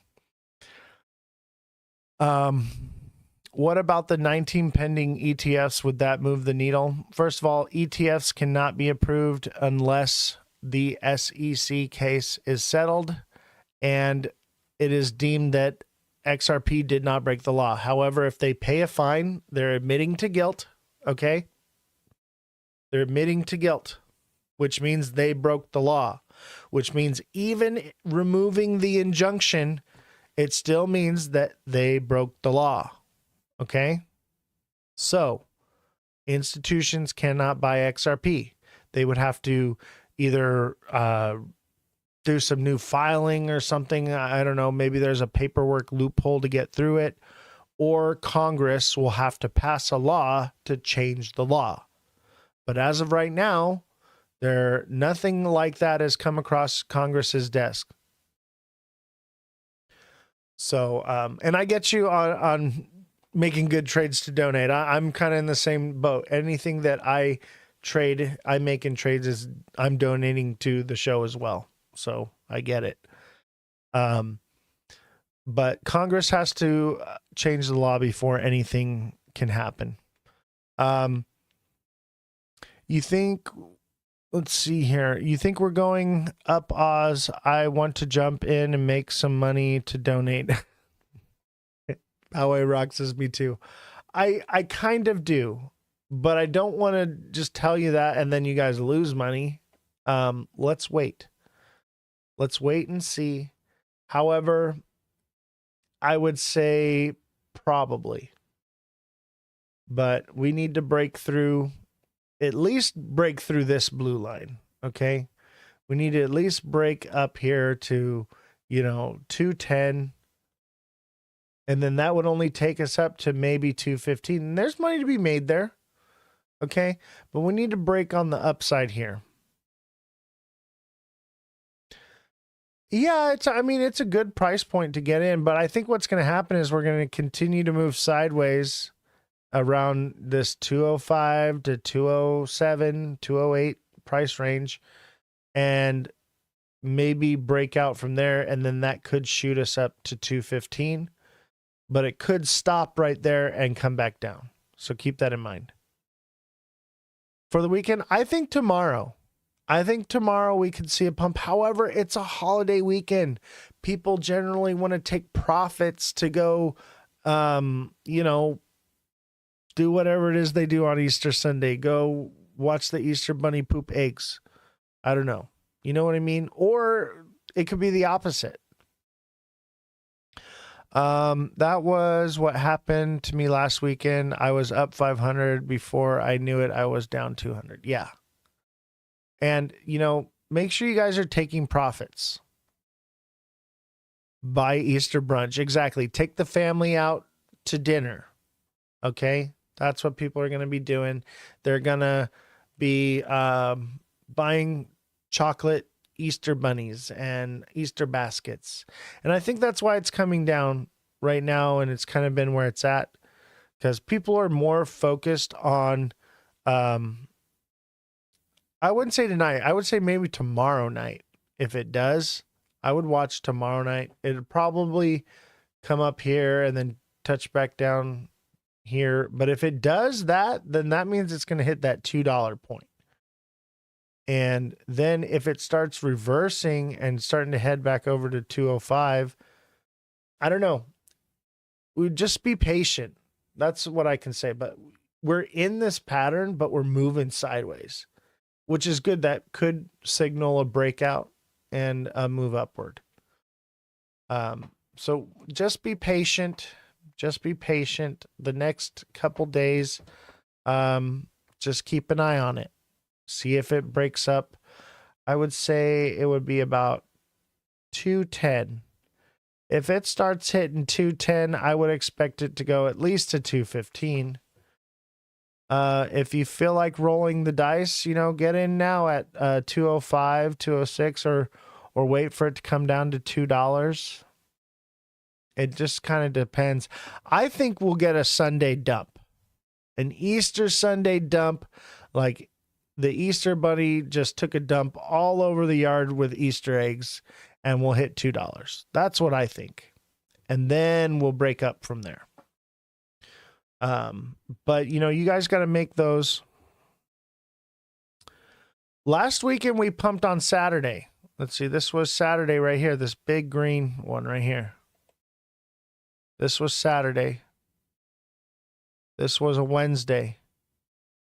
This was a Saturday. And Sunday morning, I watched it.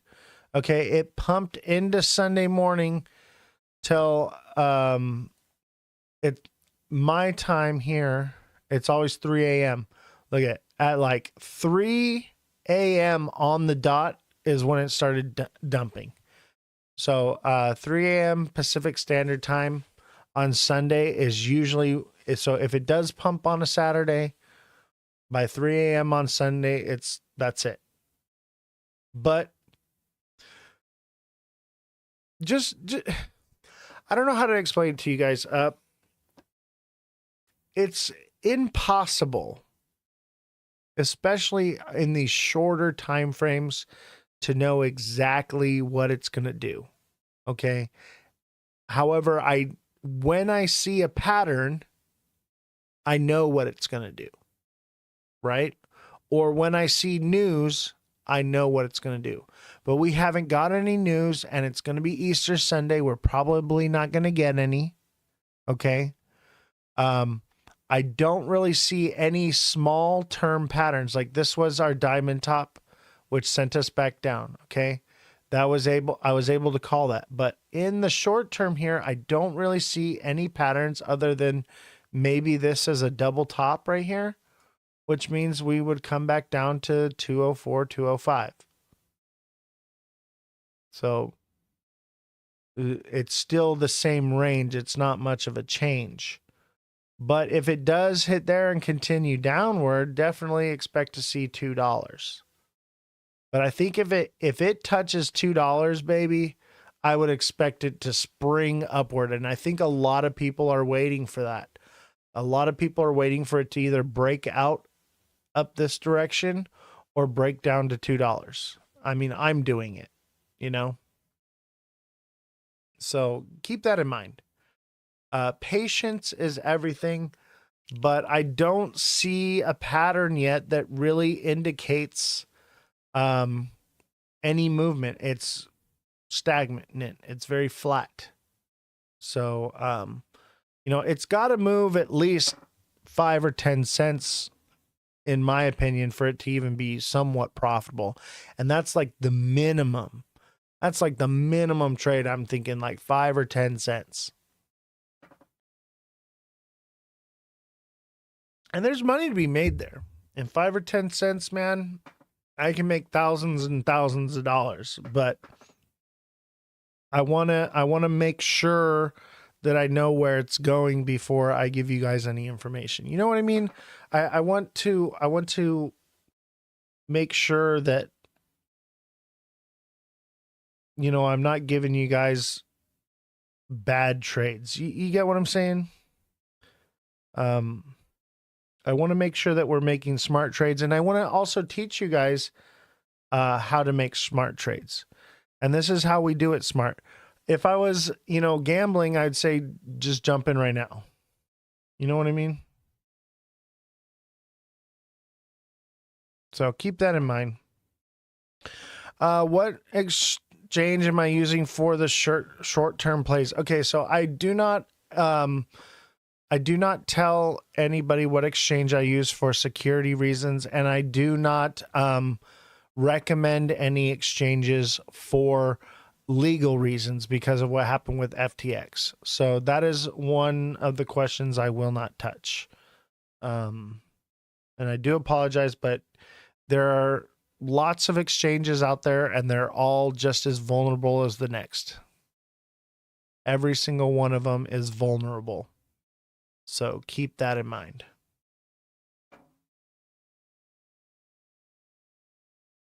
So let's get back into the news. What happened to that news article? Did we read it? I guess we read it. Oh, here it is.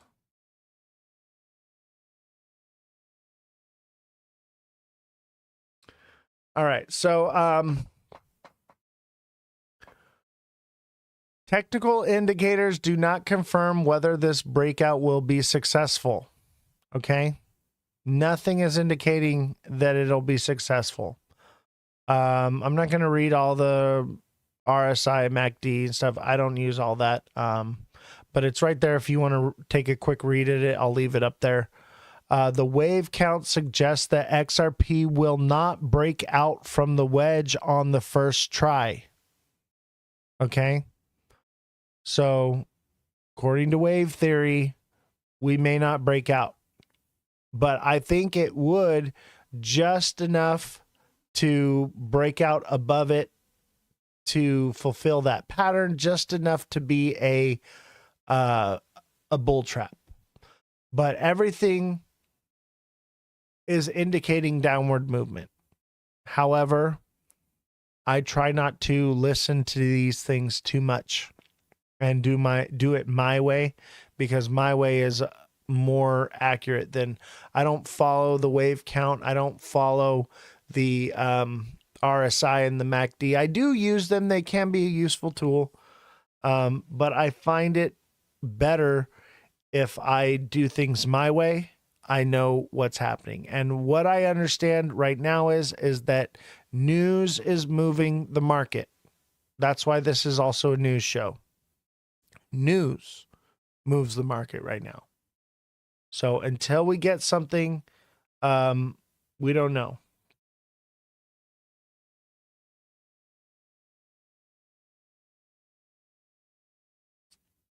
And you know, it could at some point drop below $1. It could at some point drop below $1, but I don't think that's happening anytime soon. So I mean, if you got in below $1, make sure you're taking profits. Is all I can say. If the count is accurate, the XRP price is nearing the top of wave 4, after which another drop is likely. Okay. Look at, see it here? 1, 2, 3, 4, boom. And they're saying 153 according to the Fibonacci support level. Okay. I don't use Fibonacci. I would say 155 because it's a psychological number. So I would put my price point at like 156. Let's look at it real quick here. 1 hour, 1 day. 156, right? So I'm using the candles to determine where it's going to land. It's probably going to land at 154, 155. But to be safe, I'd add 156, 157 just to make sure it hits. But according to this trend line, it says that we could drop to 151, 152. So I just kind of have to see where it starts falling from. If it comes up and tests again and then comes down, it's going to be further down. If it drops right here, it's going to be further up. So we're kind of waiting to see what it does. And then I'll have that more accurate price point. But according to their technical analysis, they're saying 153. And that's right in the wheelhouse. I would say, to be safe, 156. 156, baby, because 155, and that would be probably the tip. But see, they're saying like a long stretch downward to get there. I think it could waterfall again and be even a longer or a shorter ride down. Like how these are really close together. I think the next two would be closer together. I don't think it's going to wave pattern out like this. But the news would do that. It would have to be some kind of news. However, I think the news coming out about,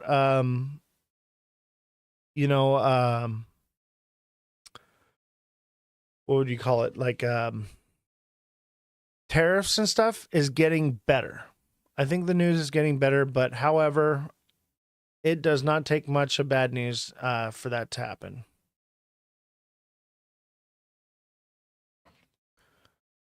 Can you expand the chart? This chart up here?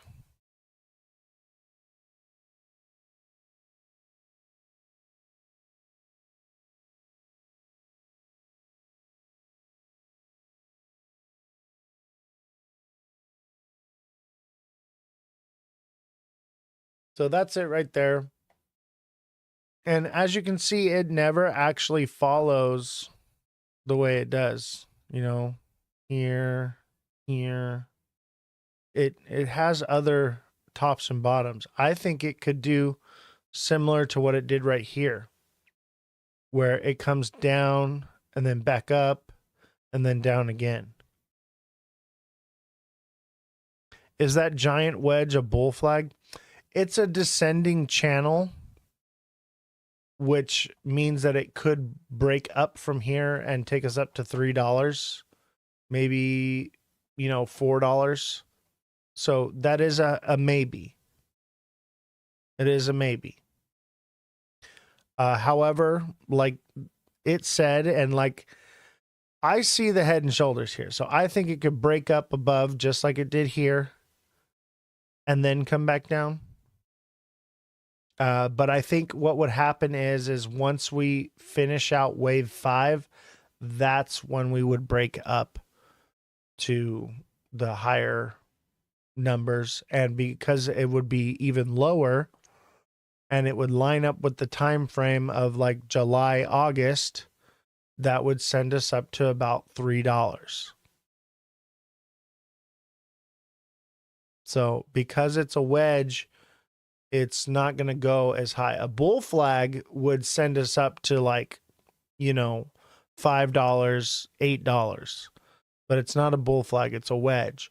So because it's a wedge, and if it continues to drop further and it gets down in here to this 140, 120 zone, 130 is where I think it'll probably land once it gets down way down here. That would send us up to about $3. And I mean, $4 would be the top. But for right now, it's not happening. For right now. But one day at a time. We're talking about August, September, October for those types of moves. Danny Gibbons, thank you.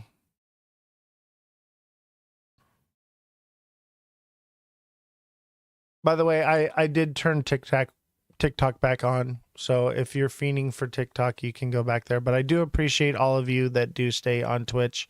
It does help with the Twitch algorithm. We are trying to grow Twitch. AV, thank you for the 3 roses. But yeah, I'm thinking July, August, September, we'll see some better numbers and we'll be more bullish. But also, it could just die and not be a bull flag because of tariffs. If tariffs don't calm down, it ain't never going to happen. Let's see here. That's it for this one.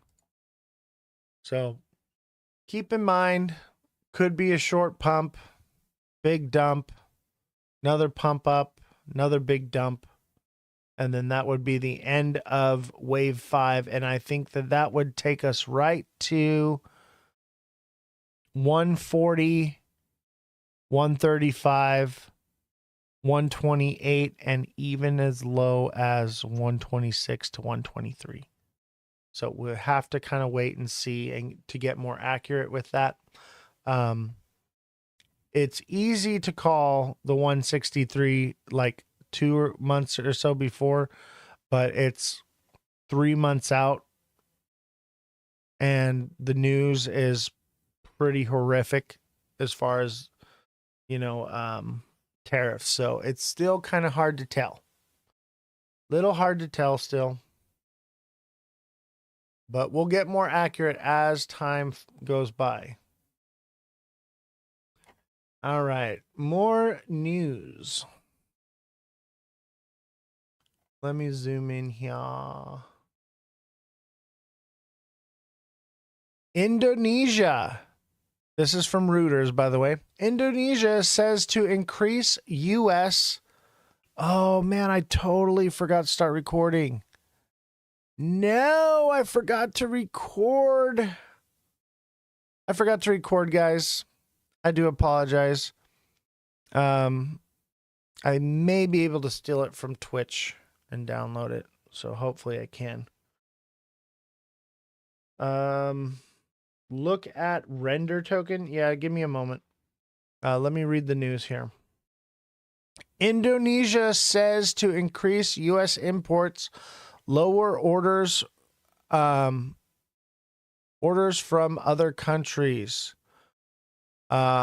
Indonesia will increase imports of U.S. food and commodities and reduce orders from other countries where Southeast Asian nations currently buy the products. Chief Economic Minister Erlangga told reporters in Washington Erlanger in the United States as part of a delegation of senior officials to meet the U.S. counterparts for talks on a 32% tariff on Indonesia exports, which has been paused for 90 days. So Indonesia is going to be sending over more stuff, less stuff coming from China. Indonesia has proposed increasing its imports from the U.S. by as much as $19 billion, including around $10 billion from energy imports, to eliminate its trade surplus with Washington and avoid the tariffs threatening by the administration of Donald Trump. So I think other countries will probably be doing stuff like this. They'll be sending, like China will send their stuff to Taiwan or Indonesia or India, and then those countries will send it to us, basically to get around tariffs. But that's pretty much all there is to take from that. So we're still going to be getting goods. Will they be a little more expensive? Who knows? But they're always going to find a loophole.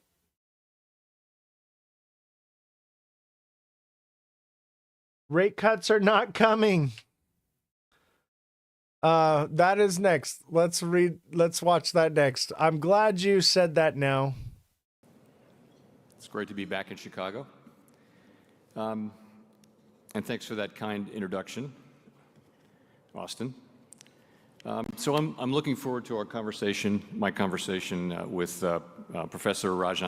It's great to be back in Chicago. And thanks for that kind introduction, Austin. So I'm looking forward to my conversation with Professor Raghu. But first, I'll briefly discuss the outlook for the economy and monetary policy. So, at the Fed, we are always focused on the dual mandate goals that Congress has given us: maximum employment and stable prices. Despite heightened uncertainty and downside risks, the U.S. economy is still in a solid position. The labor market is at or near maximum employment. Inflation has come down a great deal, but is still running a bit above our 2% objective.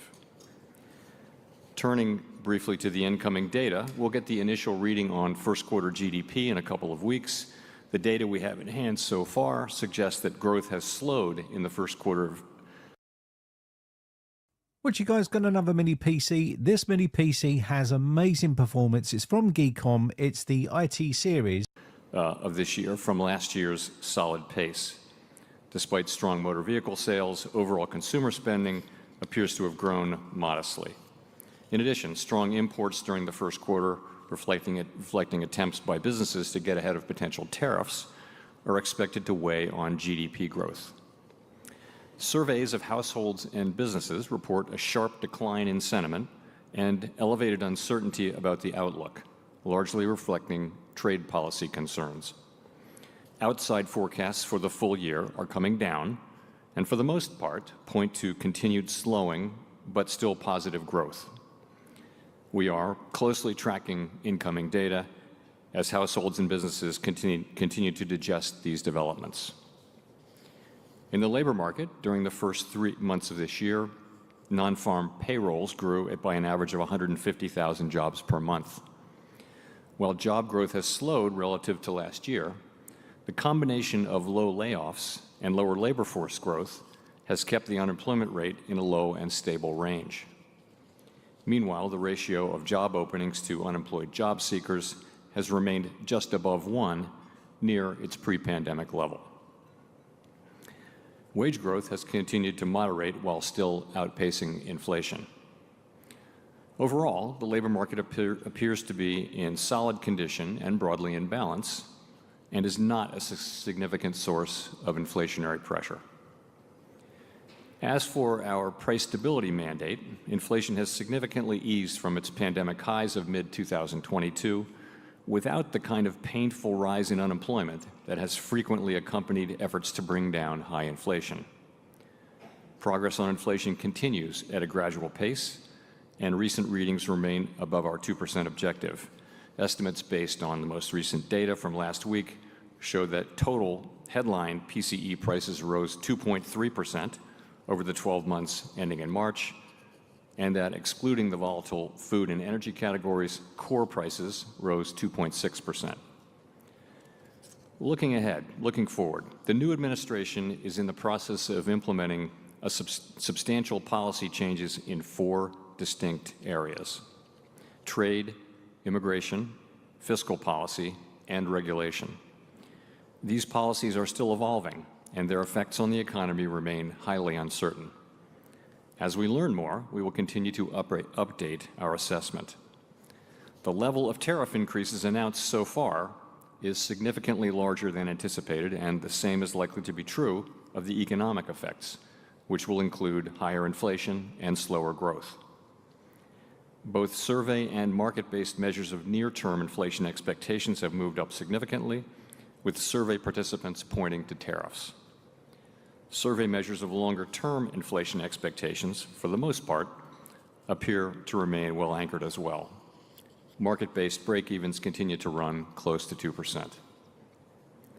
So, as we gain a better understanding of the policy changes, we'll have a better sense of the implications for the economy and hence for monetary policy. Tariffs are highly likely to generate at least a temporary rise in inflation. The inflationary effects could also be more persistent. Avoiding that outcome will depend on the size of the effects, on how long it takes for them to pass through fully to prices, and ultimately on keeping longer-term inflation expectations well anchored. Our obligation is to keep longer-term inflation expectations well anchored and to make certain that a one-time increase in the price level does not become an ongoing inflation problem. As we act to meet that obligation, we will balance our maximum employment and price stability mandates, keeping in mind that without price stability, we cannot achieve the long periods of strong labor market conditions that benefit all Americans. We may find ourselves in the challenging scenario in which our dual mandate goals are in tension. If that were to occur, we would consider how far the economy is from each goal and the potentially different time horizons over which those respective gaps would be anticipated to close. As that great Chicagoan Ferris Bueller once noted, life moves pretty fast. So they're not lowering rates, guys. We are well positioned to they're wait not for even greater considering clarity before it. considering any adjustments to our policy stance. We continue to analyze the incoming data, the evolving outlook, and the balance of risks. We understand that elevated levels of unemployment or inflation can be damaging and painful for communities, families, and businesses. We will continue to do everything we can to achieve our maximum employment and price stability goals. Thank you, and I look forward to our discussion. So if you think that they're lowering rates, guys, you are drinking the Kool-Aid, okay? They are not lowering interest rates, guys. And I think it was Carrie Wu too. Hopefully you're still watching. Interest rate cuts are not coming anytime soon, okay? They literally just said that nothing is indicating that they should drop interest rates, at least right now. So I wouldn't see any indication of them dropping interest rates at all.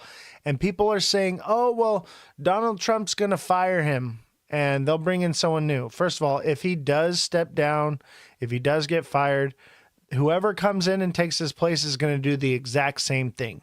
Second, Donald Trump cannot fire him, cannot replace him. The Federal Reserve, even though the word federal is in it, has no connection to the federal government whatsoever. It is a private institution. Okay? So he's in there to stay. All right? And he's not dropping interest rates. So keep that in mind, guys. It's not happening anytime soon. Maybe August, September.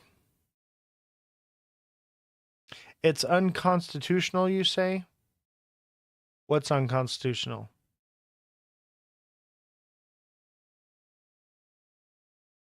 Interest rates didn't go down at all. It's exactly the same. Show me your data. The Fed? What about the Fed? The Federal Reserve is not it's a private institution. What's up, Henry? We're going to Vegas. Federal Reserve is not Henry with the 2 crypto goats.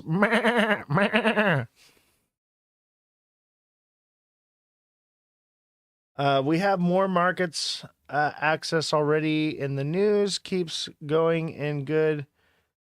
He will have to. The thing is, it's not that it's that inflation is still high. Inflation is still high. It's the highest it's been, and it's only getting worse. They're still printing money and sending it to Ukraine. That has not stopped. Until that stops, don't expect interest rates to drop. Okay? Keep that in mind, guys. There is no indication whatsoever that the Fed is going to drop interest rates. He literally said in his last speech that the only thing that would really do it is if there was an unemployment crisis, and the job reports came out. It was basically double. We had double the amount of jobs available than were indicated. So there is no unemployment crisis, even with all the Doge cuts. Okay, so keep that in mind, guys. Interest rates are not dropping anytime soon. You can't drop interest rates now. It would guarantee us directly into recession and collapse our economy. Agreed. Pro Pictura called it. Okay. We literally cannot drop interest rates. They may raise interest rates, guys.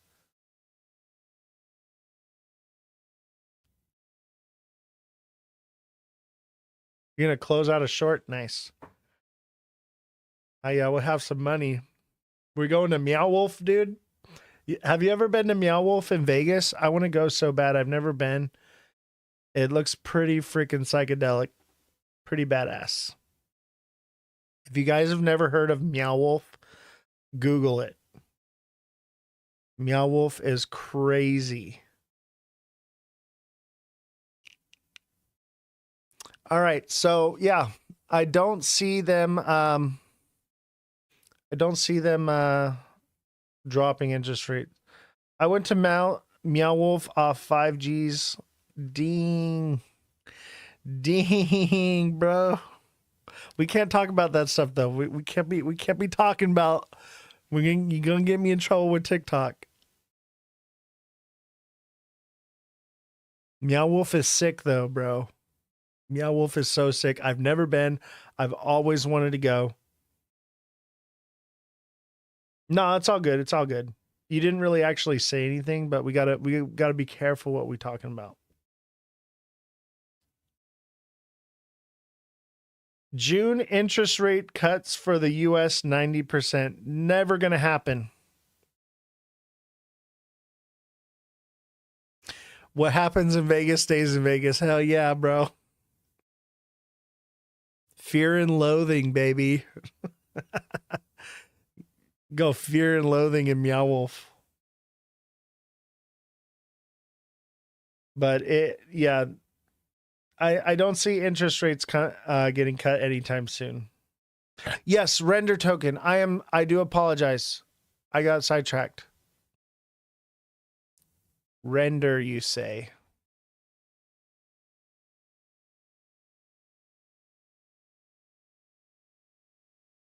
It's on Tether? Or here we go. Render US dollar.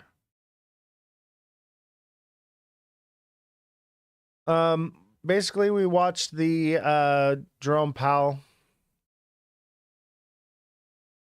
So it looks like a double bottom on the 1 day, but it's stuck in consolidation. Let's zoom in. Everything seems to be stuck in consolidation because of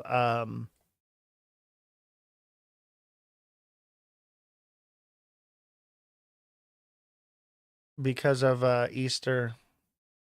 But it looks like a bit of a double bottom right here, which could send it up to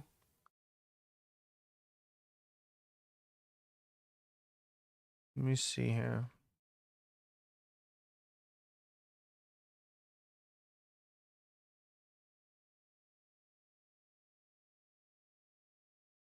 $485-ish.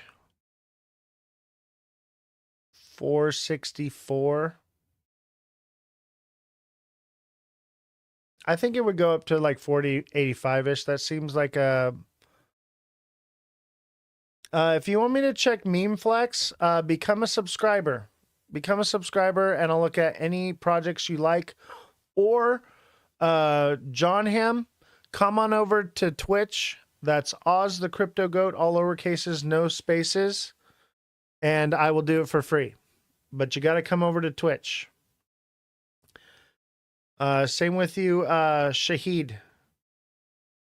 Come over to Twitch and put it in the chat, and then I'd be more than happy to cover over XCN, MemeFlex, any other projects you like. But we are leaving TikTok, so I want to encourage you guys to start migrating over to Twitch because we won't be doing it here on TikTok much longer. We will be, for subscribers though, we will be keeping TikTok for subscribers. I post those daily price point videos. And I post the if you're a deluxe subscriber, I do like daily coaching. I answer your questions. You can message me directly.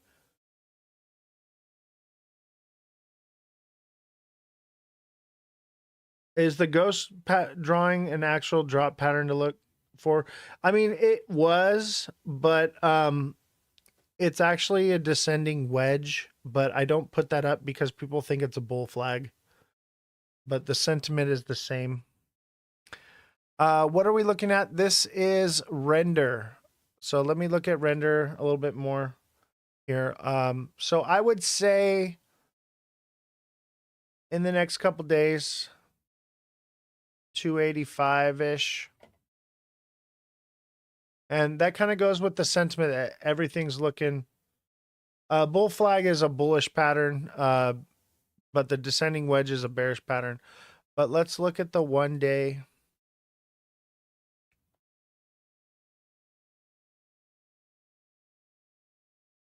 It seems like it's working its way down, but it should see another spike up. Let's see here. 13, 11. I could see it hitting 8. I could see it hitting 8 to 10. So, this is a meme coin, right? Because it's a meme coin, I would say it would probably get more of a pump. Let's see what the news is about it. Render, updated vote, community recall, rewards call. Render shows 23% surge as sharks and whales continue to buy. Render has shown a sharp jump more than 23% during the last week as on-chain data shows the large hands have continued to buy. Render has enjoyed bullish momentum over the past week. The cryptocurrency sector as a whole has witnessed an uplift recently, but Render has been among the altcoins that have really stood out from the rest, whereas BTC, Ethereum have only seen weekly profits around 3 to 9%, respectively. Render has shown an impressive 23% jump. The below chart shows the recent performance of the asset has been like following the sharp growth. Render's price has now neared the 6.5 mark for the first time in 4 weeks. In term, the market cap and asset has seen a valuation touch of 3.3 billion, placing it 29th place of the top cryptocurrencies list. It's an AI computer gaming token. Nice. I'm going to look into this one.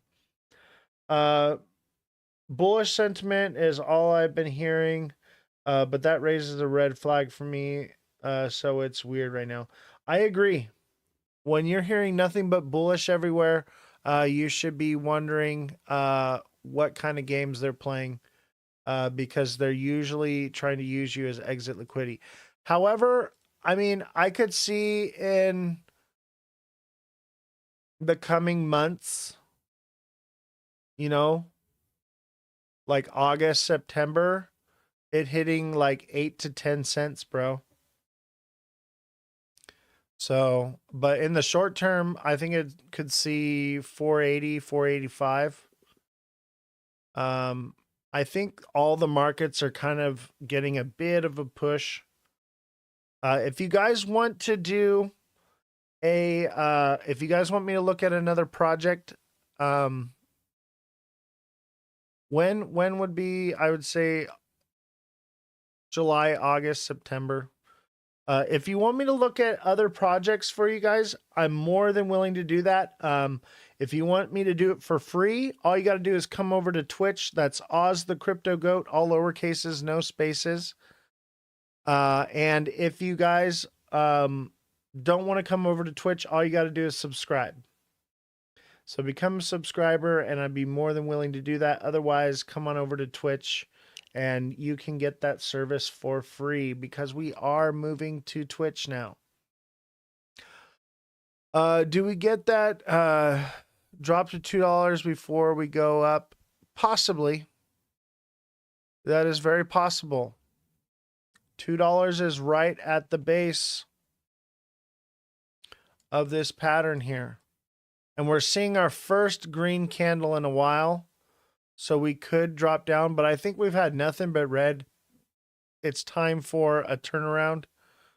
However, we are coming into the weekend, so keep that in mind. Keep in mind that it's a holiday weekend, so it's going to be even harder to assume what's going to happen. But I think we'll pump.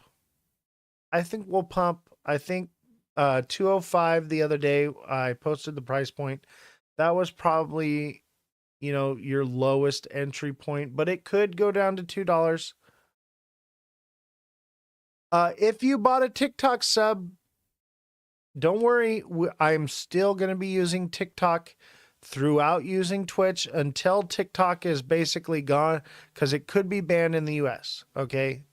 It's got a 90-day extension, but it could be banned in the US. So if you did sub on TikTok, don't worry. I'm still using TikTok to post those daily price point videos and for you to message me directly if you are a deluxe subscriber. So you still need the sub on TikTok for now. We will see. Can you make a video on how to switch from Twitch? I'm unfamiliar with the platform. That's actually a great idea, Red Fred. I will do that. What app are you using? I like zoomable charts. I'm on TradingView. Red Fred, I will make that video just for you and post it. Expect to see that coming in this weekend. Expect to see the video this week on how to get on Twitch, so that way you guys can be there for the show on Monday.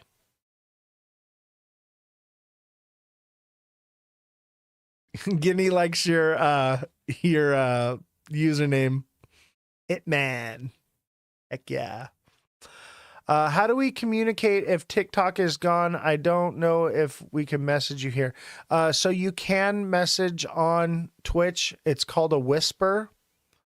So there's a little icon that's like a chat bubble thing, and you can send me a whisper. So if TikTok does for some reason just go away, 5 to 9 is best. maybe